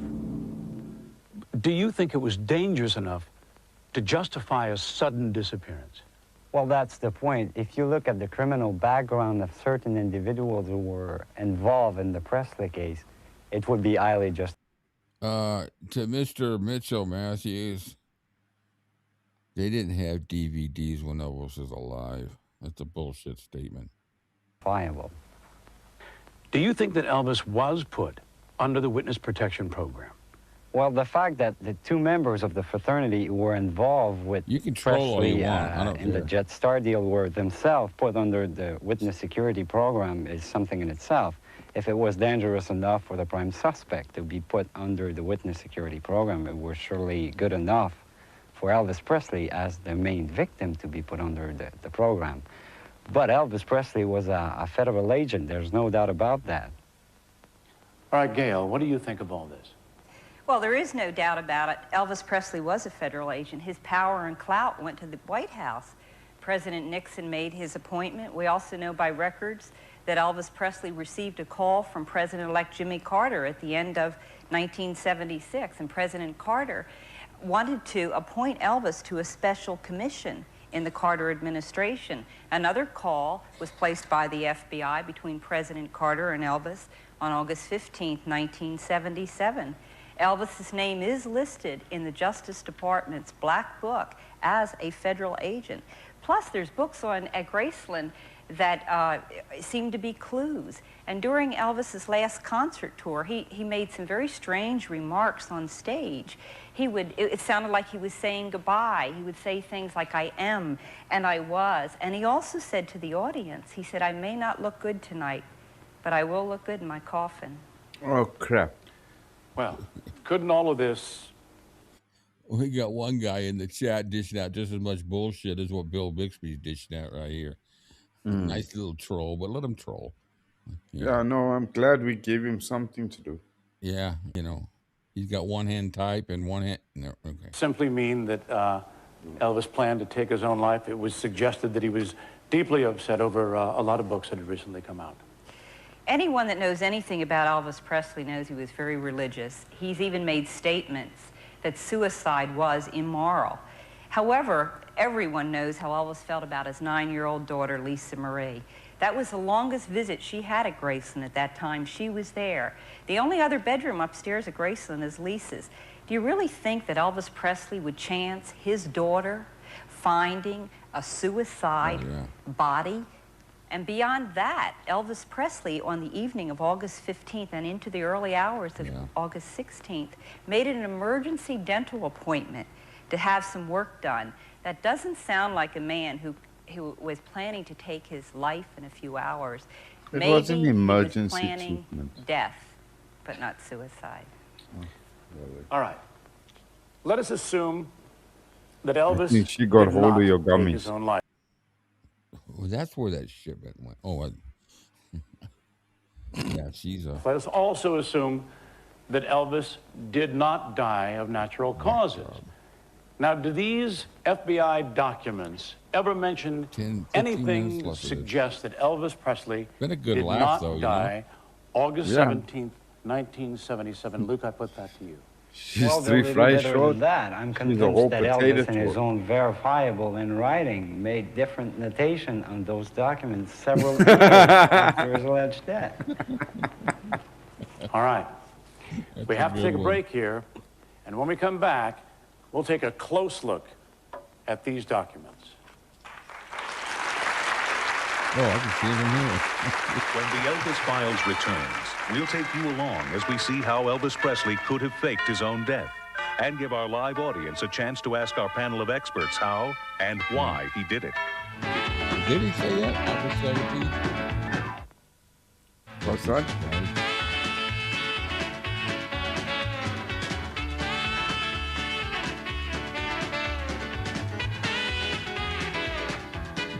Welcome back.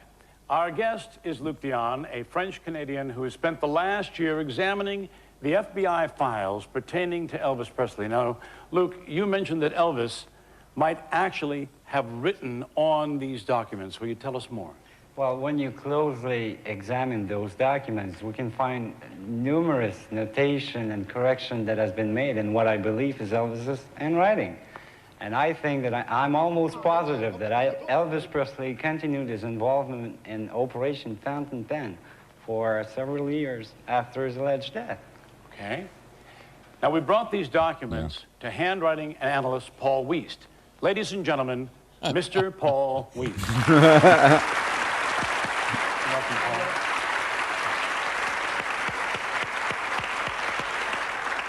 Okay, Paul, you have seen these documents. What is your conclusion? Yes, I certainly have, Bill. This first one, I don't know if they can see it or not, but we have Frederick N. Prohl, et al. Elvis-A. Presley, deceased victim. This little circle down here and this cross indicates they should delete this, and here's what was written above to change it and correct it. N-A-M, short for name, they left off the E, Frederick Peter Prohl. This handwriting was compared with known handwriting of Elvis Presley, and it matches very, very closely. All right, what about the one that says to Memphis? All right, this is the one that says to Memphis here. And down, this is also references Frederick Peter Prohl, Elvis Presley, deceased, victim. Right. And down here on the bottom, we see 0.73 to Memphis, 8/15/78. I have compared this to known handwriting of Elvis Presley's and find that this also matches very, very favorably to the handwriting. Now, to what did you compare all of this writing? I had a great number of samples of his known handwriting. Number one, of course, was the Nixon letter, the letter that he wrote in 1970 to President Nixon. I had several canceled checks written by Elvis Presley. I had a Christmas gift list. I had a letter, some other friends, restaurant check that he had signed, and numerous other pieces. So, several documents. Several documents. Enough material, surely, to all compare. authenticated as known handwriting. All right, now what about the issue that Elvis Presley signed his own death certificate? Well, let me hand this back to you, Bill. Number one, that's a misnomer. This is the death certificate. When we say Elvis Presley signed his own death certificate, it's not the death certificate, it is a medical examiner's report, as you can see. Yes. He didn't sign it.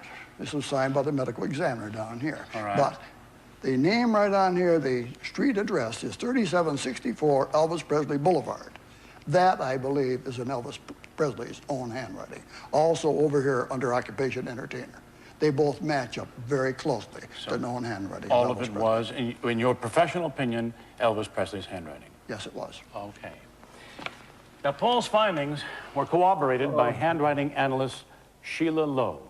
Now, Ms. Lowe is qualified by the California Supreme Court as an expert witness in document examination. We asked Ms. Lowe to compare 10 pages of questionable handwriting notations made in the estate of Elvis Presley inventory dated December 19th, 1977, with a known verified sample of Elvis Presley's handwriting. Each document was viewed with transmitted light on a light table and examined under a microscope. Under penalty of perjury, Ms. Lowe issued the following opinion, and I quote, "After careful examination of the documents, it is the opinion of the undersigned that the handwriting on all documents was executed by the same writer." Okay, Monty, you have seen all the evidence so far. In your professional opinion, do you think that Elvis may have written on his own FBI files? Well, we only speculate that Elvis may be a member or involved somehow in a government protection program. Now of we're some back type. to speculating. But we know he was a DEA agent. And most probably, he was involved in working on his own investigation. All right, but Monty, why are over 600 pages of these documents still classified? I mean, after all, it's been 14 years since Elvis allegedly passed away. 14 years. So, why? At this point, I think that we should summarize what we've learned so far. Okay, do we all want to sum up what we've learned so far? Yeah, I think we all need to come to the consensus that Elvis is not working in Kalamazoo at the Burger King, that he might be working in Memphis at a Cadillac dealership. Or Burger King. Or Burger King. Or better Or he might be sitting looking out his back door. Yeah, or looking. yeah, or maybe even better still, he might be employed as a groundsman at Graceland. Ooh. Working with Donna Pritzett. It has been suggested that on August 16, 1977, in order to protect himself and his family from a criminal organization called the Fraternity, Elvis Presley arranged things to look as if he had died. He accomplished this with the help of the Department of Justice by somehow planting either a wax dummy or another body at Graceland. He also secured the cooperation of local officials in covering up both the autopsy results and the trail that might have led to finding out the truth. Then, deliberately misspelling his middle name, Elvis arranged for his coffin to be placed one space over from where he really planned to be interred. Elvis was relocated by the Witness Protection Program to a secret location. That doesn't make sense because he didn't know he was going to be interred in Graceland. He would do. No. He was going to be buried at where his mother was buried. Yeah. If anything, he would have assumed that he would have been buried at Forest Hill. Yeah. So he didn't plan a plot in his backyard. How you walk in your backyard and say, I want to be buried right here. No. This story has more holes than the Titanic. Maintained a low profile ever since. He has continued to be in contact with his family and closest friends, and has made at least 2 phone calls that have been recorded. He has been seen and photographed several times, and has made at least 1 trip to Europe. According to the people who believe this theory, he may soon return to his public. Lily's got a bullseye on her back today. Well, that in a nutshell is it. We'd now like to give our studio audience a chance to ask questions of our panelists. We've written them down, and I hope I do not mispronounce anybody's name. This is from Maria Stern, Richmond, Virginia, and it is to you, Luke. Why are you the first person to uncover Operation Fountain Pen? It's a very difficult question to answer. It's like somebody who's watching an apple falling, down from a tree, and somebody one day is asking why. I don't know. I don't have any answer. I just take the time to do an analysis on those files, and I don't know why I'm the first one. Order, sense of order, well, okay. Yeah. This is from Dennis, I hope I pronounced this, Robbins, optician, and it's to you, Maria. What happened to over 500 pairs of 14-karat gold eyeglasses that I made for Elvis? That's a very good question. They weren't in the inventory. So you do not know No. what happened to them? 500 pairs? Whoa, the price of gold these days? Huh. 500 Amy pairs? Mower, and this is for Gail. Is it true that Elvis's body weighed less than when he was alive. Yes, on the medical examiner's report, the one that we find his handwriting on, it is listed his weight as 170 pounds. Elvis reportedly weighed around 225 to 250. This is from, oh boy, Joyce Adonis. I hope that's correct anyway. Did she just say he lost, what, 50 pounds when he died? No, she said he was, they supposedly said that he weighed 120, but he weighed closer to 210 to 250. And that was never proven either way. There's no, I just found there's, a new way to lose some more weight. there's no official record of the precise weight. Yeah. Thank you very much. And it says to anyone, so the entire panel is open for this, why didn't Lisa take over Graceland when it was stated in the will that at age 25 it would be hers? Who would prefer to Didn't handle Lisa that? make Gail, that how would you decision? think? Well, She made it for one herself. thing, Lisa isn't 25 years old. She said she felt she wasn't The will ready. stated that Lisa Marie would inherit. She's a smart girl, man. She knew what she was doing at that age. She knew herself. Yeah, the estate at the she age said of she wasn't 25, ready. which would have been in the year 1993. However, in 1988, the conditions of that will were again changed. Lisa will not inherit the estate until she's 30, which would be in the year 1998. By her own This choice. is from Everland to Monty. Have you ever received a phone call from Elvis or any other form of communication personally? My post office box, as well as my answering machine, are constantly bombarded with letters and information coming from all over. Occasionally, I have had calls in the past from people claiming they were Elvis Presley. As a matter of fact, I just had a call about 2 weeks before this show, but there's no way to verify that over a phone.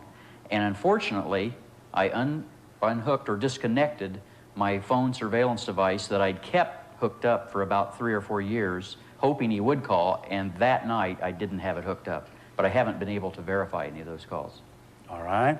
This is from Ms. Mitzi Hendrickson, and it's to me. Thank you. If Elvis does reappear, how would the media react? Could he still continue his career in the same way? I really don't know. I think if it is uncovered, if it proves to be uncovered that in fact he was working for the best interest of the government, I think he could if that's what he wished to do. But again, as Gail has said, he would probably prefer to come back in some spiritual sense. I really don't know. I just would find it very nice if he could come back, if he is still alive. This is from Virginia Burnell, and it's to Paul Wiest. What are the chances that you and other handwriting experts have in making mistakes in your profession when analyzing written documents? Well, of course, handwriting analysis and document examination isn't an exact science, 100%. However, my past experience over the last 15 years has been remarkably accurate. All right. Let's see. This is from James Walker. This is for you, Gail. The question is, let's say for a moment that Elvis is alive. Do you think that he will come out of hiding? And if so, why? Well, I think all the evidence so far leads us up to believe that Elvis Presley may reappear. However, I don't think he'll come back as an entertainer, but more as a spiritual leader. Well, our time is about up. Now, at the top of our show, we asked our live audience to vote on whether or not they thought that Elvis Presley might be alive. And since then, we've covered a lot of ground, we've talked to a lot of people, and we've raised some very interesting questions. Now, keeping all of that in mind, I'm really curious. How many of you now think there's a chance that Elvis Presley might still be alive? Would you raise your hands, please? That's an amazing percentage change. Now, let's find out how that compares now to the national poll. Whoa.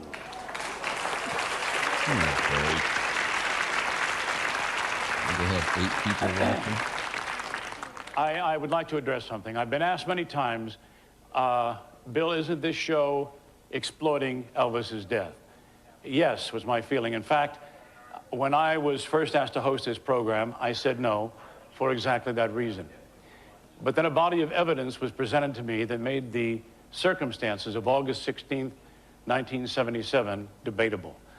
The more I considered what was in front of me, the more I felt that this was an opportunity to present to the world information which had never been brought to light. Now, the next question asked of me, if you're his friend and he is alive, aren't you jeopardizing that same life? Well, anybody interested in using the information presented in this program, information which has been available for at least 4 years, would have done so a long time ago. So if Elvis is alive, he's obviously well protected. Now, certain evidence seen here even suggests that Elvis himself may be reaching out. If anything can be said of this program, hopefully, is that we have left his life with dignity. And I thank you.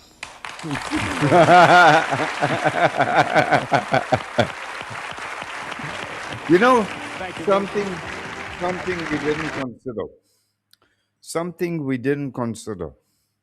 We know that it came out in later years that our good friend the Colonel was responsible for a lot of these so-called false Elvis sighting bullshit stories. Yeah. It was all part of his money-making scheme. Yeah. We don't know because at the time of the making of this, the Colonel was still alive. Yeah, Colonel died, what, 89? In 98. 98, that's right. So this is a whole 7 years before Colonel died. How do we know that Colonel didn't sit behind this whole thing? Yeah, Bill Bixby would have known the Colonel. Oh, yeah, for sure. That's an interesting thought. Actually, it really is. That's a very interesting thought. And to me, that's a lot more plausible than the whole Elvis is alive bullshit. Yeah. We all know that the Colonel was very capable of doing a lot of things. Yeah. But he would have never made money off it because he'd already lost the lawsuits and all that, so he couldn't make any money off of them. It doesn't matter. He would have still purpose to do it though. Still just self notoriety. It beats the slot machines. Yeah, that's a good thought, man. It really is. You know, he might not have gained any monetary benefit from it, but the type of narcissist that he was, just being able to know by himself that okay, he caused a stir because of something he organized or something he orchestrated, he would surely get some form of payoff from that. Well, that was interesting. Stupid as shit. Kind of humorous. Actually, pretty humorous. We got time for a little short one. Anybody? Oh, you know what? Let me show this one here real quick. This one with Lisa Marie. This is just a 5-minute video. And I finally looked at her and I go, you better knock it off. This is embarrassing. You and Priscilla fighting in a board meeting. They're trying to... We're back with Lisa Marie Presley. Now, I was watching you during rehearsal and just sitting here watching you now. It's really hard for me to... I keep having to remind myself that you're a mother, that you have a grown... How old are your daughters? I have a son, he's 12, and my daughter's 15. She's 15. Mm-hmm. Isn't that weird? Why? Because I look like I'm 12? Yeah. So, because, I mean, I was reminded today in the meetings that you have a daughter who's modeling now. I do. And this is the 3 generations, your mom Priscilla and your daughter Riley, who's on the cover of Vogue. And beautiful. But it's just hard to believe you have a 15-year-old daughter. I know. And are you happy that she's modeling? Do you care? Do you? I don't believe in stopping children and doing what they want to do or making them wait till they're 18 or 20 because that just is room for disaster. You know, they have to wait and then they get into trouble along the way. Mm-hmm. Although modeling isn't, it's pretty cutthroat industry. So as long as she's got a good head, I'm kind of just watching that. She keeps it very balanced. She goes to school, and she's, you know, she's not just going crazy and turning into an anorexic freak. Yeah, I was going to say, because they get so obsessed about weight in that world that it could really get scary. I know. Yeah. So, but you are, I think you sound like you're a good mother, except for the well, there was a thing that you cursed I so just much. love You the said yourself, you have a energy. mouth like a sailor, and that your son even made you pay every time you cursed. He did. He did. I had to pay a quarter. That's a whole role He was a very reversal. wealthy little child. I'll tell you. So you do it on purpose? He'd just slam you with a hammer to make you curse, so he'd make money on it, Basically, probably. yeah. So, can we talk about Mike? Or can we not talk about Mike? Michael. Michael, your boyfriend? Sure. Now, because there's a ring or something? There isn't a ring. Well, there was. When? You took it off. Well, no, I did. All right. Well, anyway. Yes, you had a ring on. Well, how do you know it was that kind of ring, though? Well, why would you take it off then? Because my stylist decided I shouldn't have any rings because I had an earring in. Oh. Well, she's probably right. Well, anyway, I'm happy that you're happy. You've said you're happy, and I'm happy you're happy. Whether you're engaged or not, which you are. Thank you. But one thing you do want to talk about to clear up is, and I talked to you during rehearsal, is Graceland. I thought, from what I heard, you sold Graceland, but you didn't. God, that was so misconstrued in the press where they represented it. See, there's two companies, the Elvis Presley Enterprises, and then there's Elvis Presley Estate. Well, Elvis Presley Enterprises merged with another company. And in that merging, he bought 85% of it. However, I still own 15%. I still have control in what happens. And a lot of that money, actually, it was a diversification process is what happened. I just sort of spread it out because once we merged, then money came. It's basically, it's a lot of responsibility. So we wanted to merge with someone for a long time. And that way we can take it to bigger and better places. There is no way we are going to do anything that is going to at all harm, you know, the name or of my father or my father, period. We're still very involved. We're in board meeting, which, you know, You and your together. mom? How's that? It was very interesting. Do y'all get along? Are you close? We are very close. She's going to kill me. But we were in our business meeting with this guy, I don't know, 3 months ago. New York, it's like a 6-hour business meeting. And I'm sitting there, the board chairman, who's Bob Sillerman, sitting right here. My mom is right here. Now, it was a 6-hour meeting, so I'm sitting in the same position the entire time. Now, my mom decides to scoot back. And now, all of a sudden, she can't see him. So she hits me, and she's like, "Can you move?" And I was like, "What? Why are you yelling at me?" I was like, "I'm sitting in the same position. You're telling me to move." She's like, "We can't see. Will you move out of the way?" And I'm going, "But you moved. I'm sitting here like this the whole time." And this is what happens in a business meeting right now. And it was very funny. And I finally looked at her and I go, "You better knock it off. This is embarrassing." You and Priscilla fighting in a board meeting. They're trying to, you move. No, you move. It was very funny. Oh, well, all right. Well, I'm glad to know that that's not the case because now, you know, everything is still... And I would like you to also manage the Ellen DeGeneres estate someday. Anytime. All right. Anytime. Make sure that that's in order. I really do love the CD. Lisa Marie's CD, Now What, is in stores today. You can log on to our website to purchase a copy. We'll be right back. Don't go away. That's a good little video. It's hard to think that on the 11th she'll be gone 4 years already. 3 years. She died in 23. Yeah, it's gone by fast. Yeah, true. We could do one more quick Gates of Graceland. Pick one: record collection or the Jungle Room sessions. Jungle.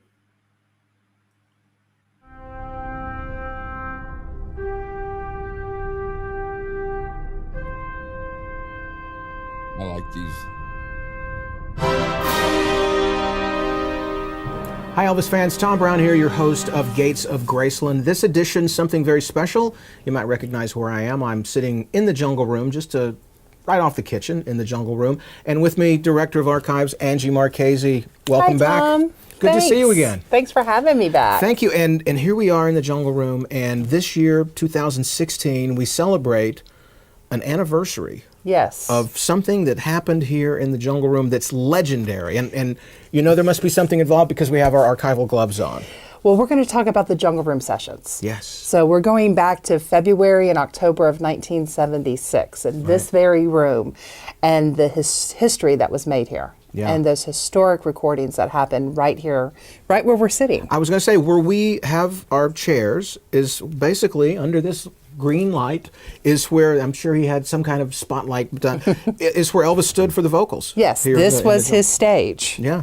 Yes, and then the RCA truck was parked outside the window. They put blankets on the walls. Of course, the carpeting on the ceiling made this room ideal already for recording because of the acoustic value of it. They didn't have the waterfall running at the time, you know, but pushed everything out of the way, brought in the musicians, and then all Elvis had to do was come from upstairs down here. And yeah, the story is, you know, Elvis would leave Graceland and drive over on Interstate 40 to Nashville to cut at RCA Studio B. And by this time in 76, he's like, nah, I don't really feel like going to Nashville. And they say, that's okay, we'll bring the studio to you. Yes, and you know, they were hoping to get, 20 tracks at the time, if I'm thinking right. You know, Felton was really having a lot of goals for this sessions. But I think my favorite part of the story is in the process of bringing the studio here, what happened to the RCA mobile studio truck on the way here. Broke down, according to Ernst Jorgensen's book, Elvis Day by Day, broke down about 130 miles away from Memphis and has to get towed through the gates of Graceland into the back. Can you imagine an iconic moment like that? You're being able to drive up the front driveway of Graceland and you had to come by a tow truck. Yeah.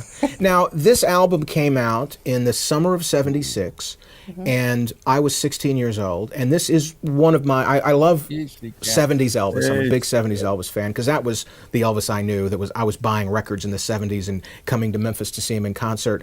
And this album, recorded here at the Jungle Room from Elvis Presley Boulevard, Memphis, Tennessee, and it comes out in the summer of 76, and even as a 16-year-old, I'm listening to these songs, and they're all kind of have a theme to them. And even at 16 years old, I kind of noticed where Elvis's mind must have been at the time. Exactly. I mean, the sessions are so iconic, and him being in his house and being comfortable, in his environment.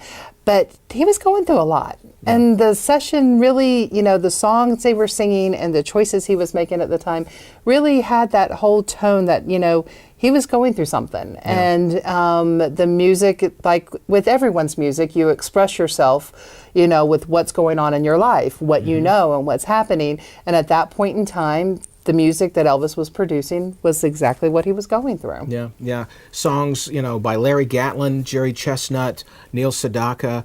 I mean, all those songs that he cut on the Elvis Presley album, and then later in the year they cut some more that were included on Moody Blue, which is a little more upbeat. Yeah. But I'm wondering, and since I saw you with your archival box over there, and we have our archival gloves on, Elvis was a fan of so much different kind of music, and as a kid hearing those songs on the Elvis Presley Boulevard album, I didn't realize a lot of them were cover songs that other artists had done. And you've found evidence of Elvis's love of this music earlier in his life. Actually, yes, because I pulled a couple of the records that from Elvis's collection of songs that are actually on these albums. Probably one of the earliest ones I have here is this 1967 45 by Tom Jones. On the Parrot label. On the Parrot label. Yeah. Yes, and it's You'll Never Fall in Love Again, which Elvis recorded right here in this room. Again, Never Falling in Love Again, Hurt, Solitaire. Just the bitter they are, the harder they fall. Yeah. There's a theme going on with all of this music. The other thing that I brought is one of Elvis's, I guess you could say, major influences, or one of the people that he actually loved to listen to, and that's Roy Hamilton. Right. And probably my favorite song to come from the Jungle Room sessions was actually a Roy Hamilton song, and it was Hurt. That is one of the most iconic later Elvis songs, and I think of all the songs recorded in the Jungle Room, that was the one that you said, yep, the voice was still there. Yes. It was so powerful. It was very strong. I mean, no matter if he was in other songs having troubles with different keys and wanting to do things in different keys and things, when Hurt came along, he nailed it. Yeah, yeah. And it actually is track 6. This is Elvis's copy. Elvis's copy of Roy Hamilton's Hurt. And Hurt. Wow. Look at that. This is why we wear the white gloves. I'll take a miss on that. And you were talking before to me that Elvis's love of music, so many different, even on this album, so many different kinds. What's that, Sam? Who gave this guy authenticity to advertise his BS here? Yeah, you're not welcome here anymore. I don't. All you've done is spew garbage. So, thanks for stopping by. Thanks for the view. Bye. Songs, Roger Whittaker, you know, an English singer with The Last Farewell, which sounds like a whaling song, like he's going off to sea. Yes. And then, you know, Bitter They Are, the Harder They Fall, the Larry Gatlin song. And then there's a line in one of the songs, you know, a man so busy going up in the world that he couldn't see love coming down. I mean, wow. It just sends chills through you when you think about, you know, what he was going through. And, you know, one of the things we were talking about when we were talking about the RCA truck, you know what we've got in the archives here at Graceland?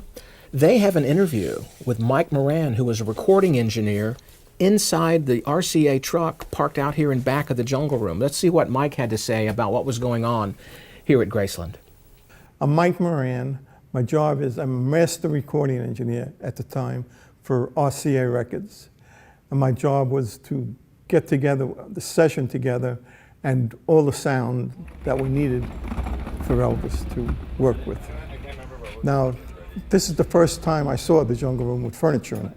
There was nothing in it. We just set up a whole studio in there for the drums, the chorus, the whole rhythm section, piano, and Elvis, all around the room. You know, a little separation here and there. But that's how we set up the room. Cool. They actually No furniture at all in it. Elvis stood just in front of the kitchen, the entrance to the kitchen. That's there. footage from the band when was we ready. recorded. Did they actually film it? I would imagine so. If this footage is out there, I would imagine they did. It looks real. I just didn't know. I just surprised they have a video camera down there doing that. But, you know. Yeah, this is footage from when Lisa recorded in there. Oh, okay. 9 p.m. But Elvis wouldn't be. That makes He'd come in. But it was best because we got the sound of the band first. Anyhow. And then when Elvis came in, he was ready to start on a song right away with one rehearsal or something. And it would be about midnight. But then he got into it and he started and he was in a good mood. You know, and joking around. And every session he'd start off at the piano and the whole group singing gospel. That's how they warmed up the voices and everything. And then we'd start recording and work till the wee hours. And we were on the remote truck right outside the door, but we had a TV camera inside so we could watch what was going on.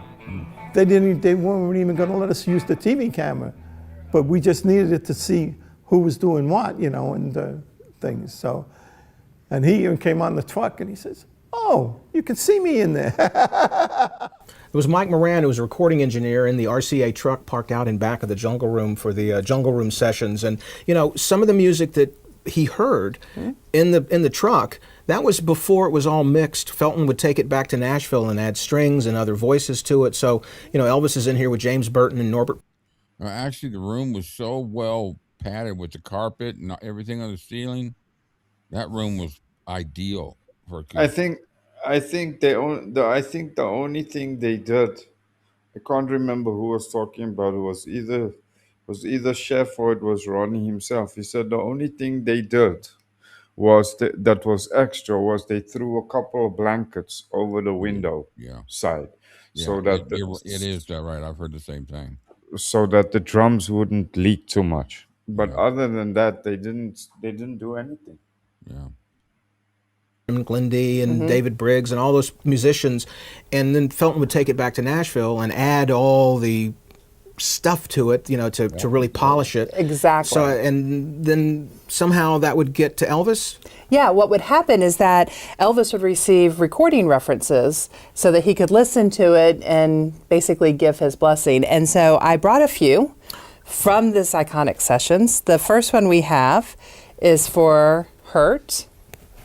Wow. So this is the one Elvis would have played upstairs in his room, in his room, in his office, and listened to, and said, that mix is okay. That's what I like, Yep. you know. And then on the back of that one, we have For the Heart.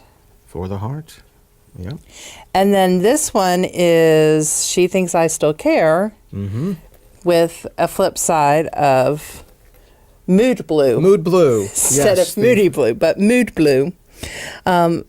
So these are Elvis's actual references that he would listen to. And it even says on the label there, reference recording, RCA reference recording. Wow. Yeah. But just imagine to be Mike and being in the truck and hearing all of the music in the raw. You could really hear the power of Elvis's voice. In the kitchen. Yeah. Imagine sitting in the kitchen and hearing all this music come out of it. Wow. Wow.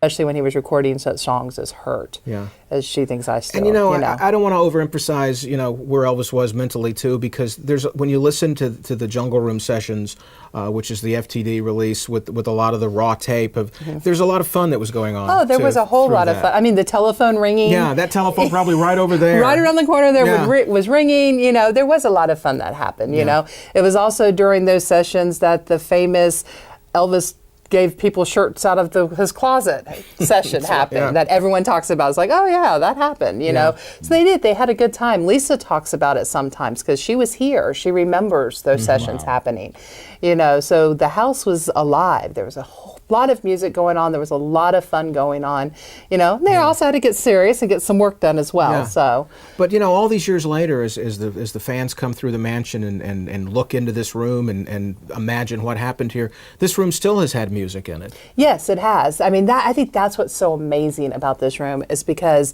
Elvis was the first one to record in here. The last one to record in here was Lisa. And in between Lisa and Elvis, we've had everyone from John Cougar Mellencamp who's recorded in here to Kid Rock.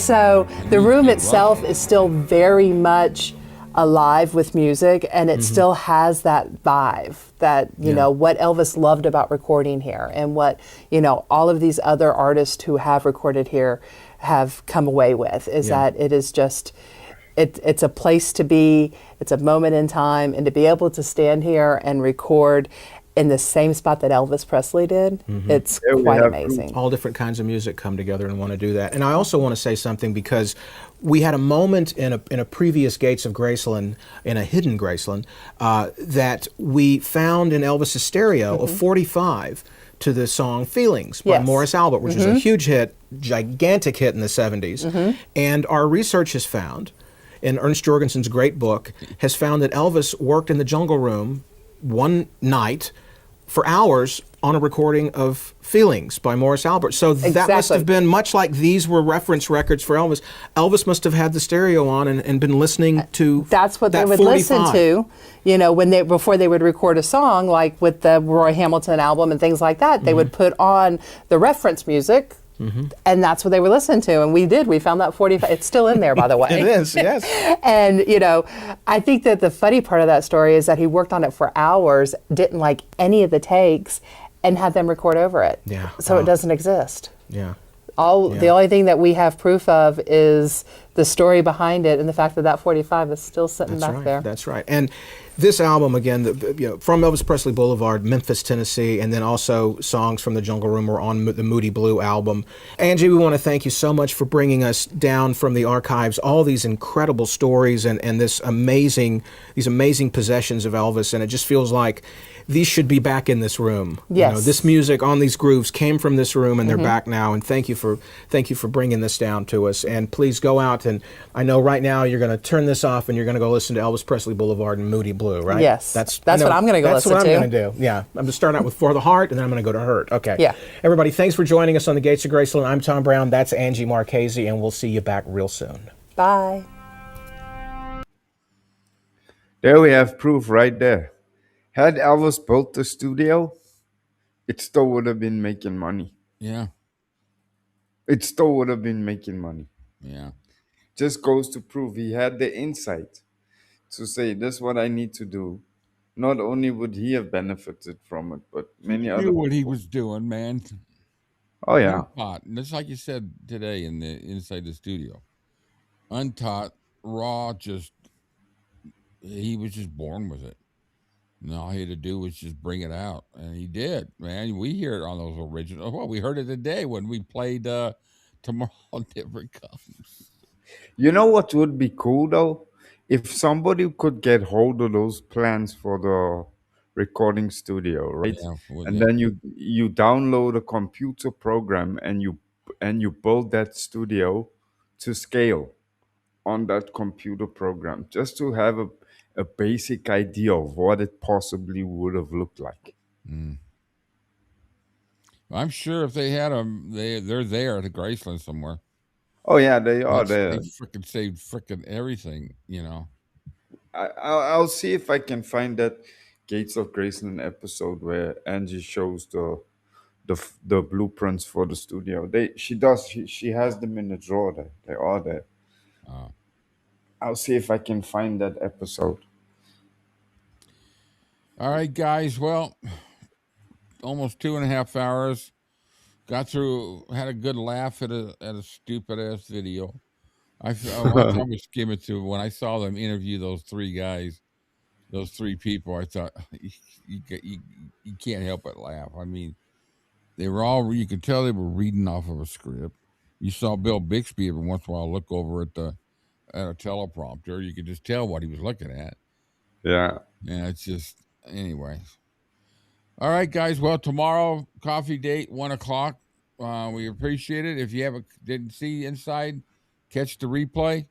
You guys will enjoy it. And I think that pretty much summed it up. I do have a good kick-ass song to leave. So to leave with. But once again, we appreciate everybody. Expect some notifications coming out about the a Zoom meeting for the 50th thing that we're planning, and then for the fan club. It kind of goes hand in hand. So all those who are part of that, I want to have a Zoom meeting if we can. I'm sure it'll be hard to get all of us at one time, but I'll take notes. So and a special thanks to the troll for the extra view.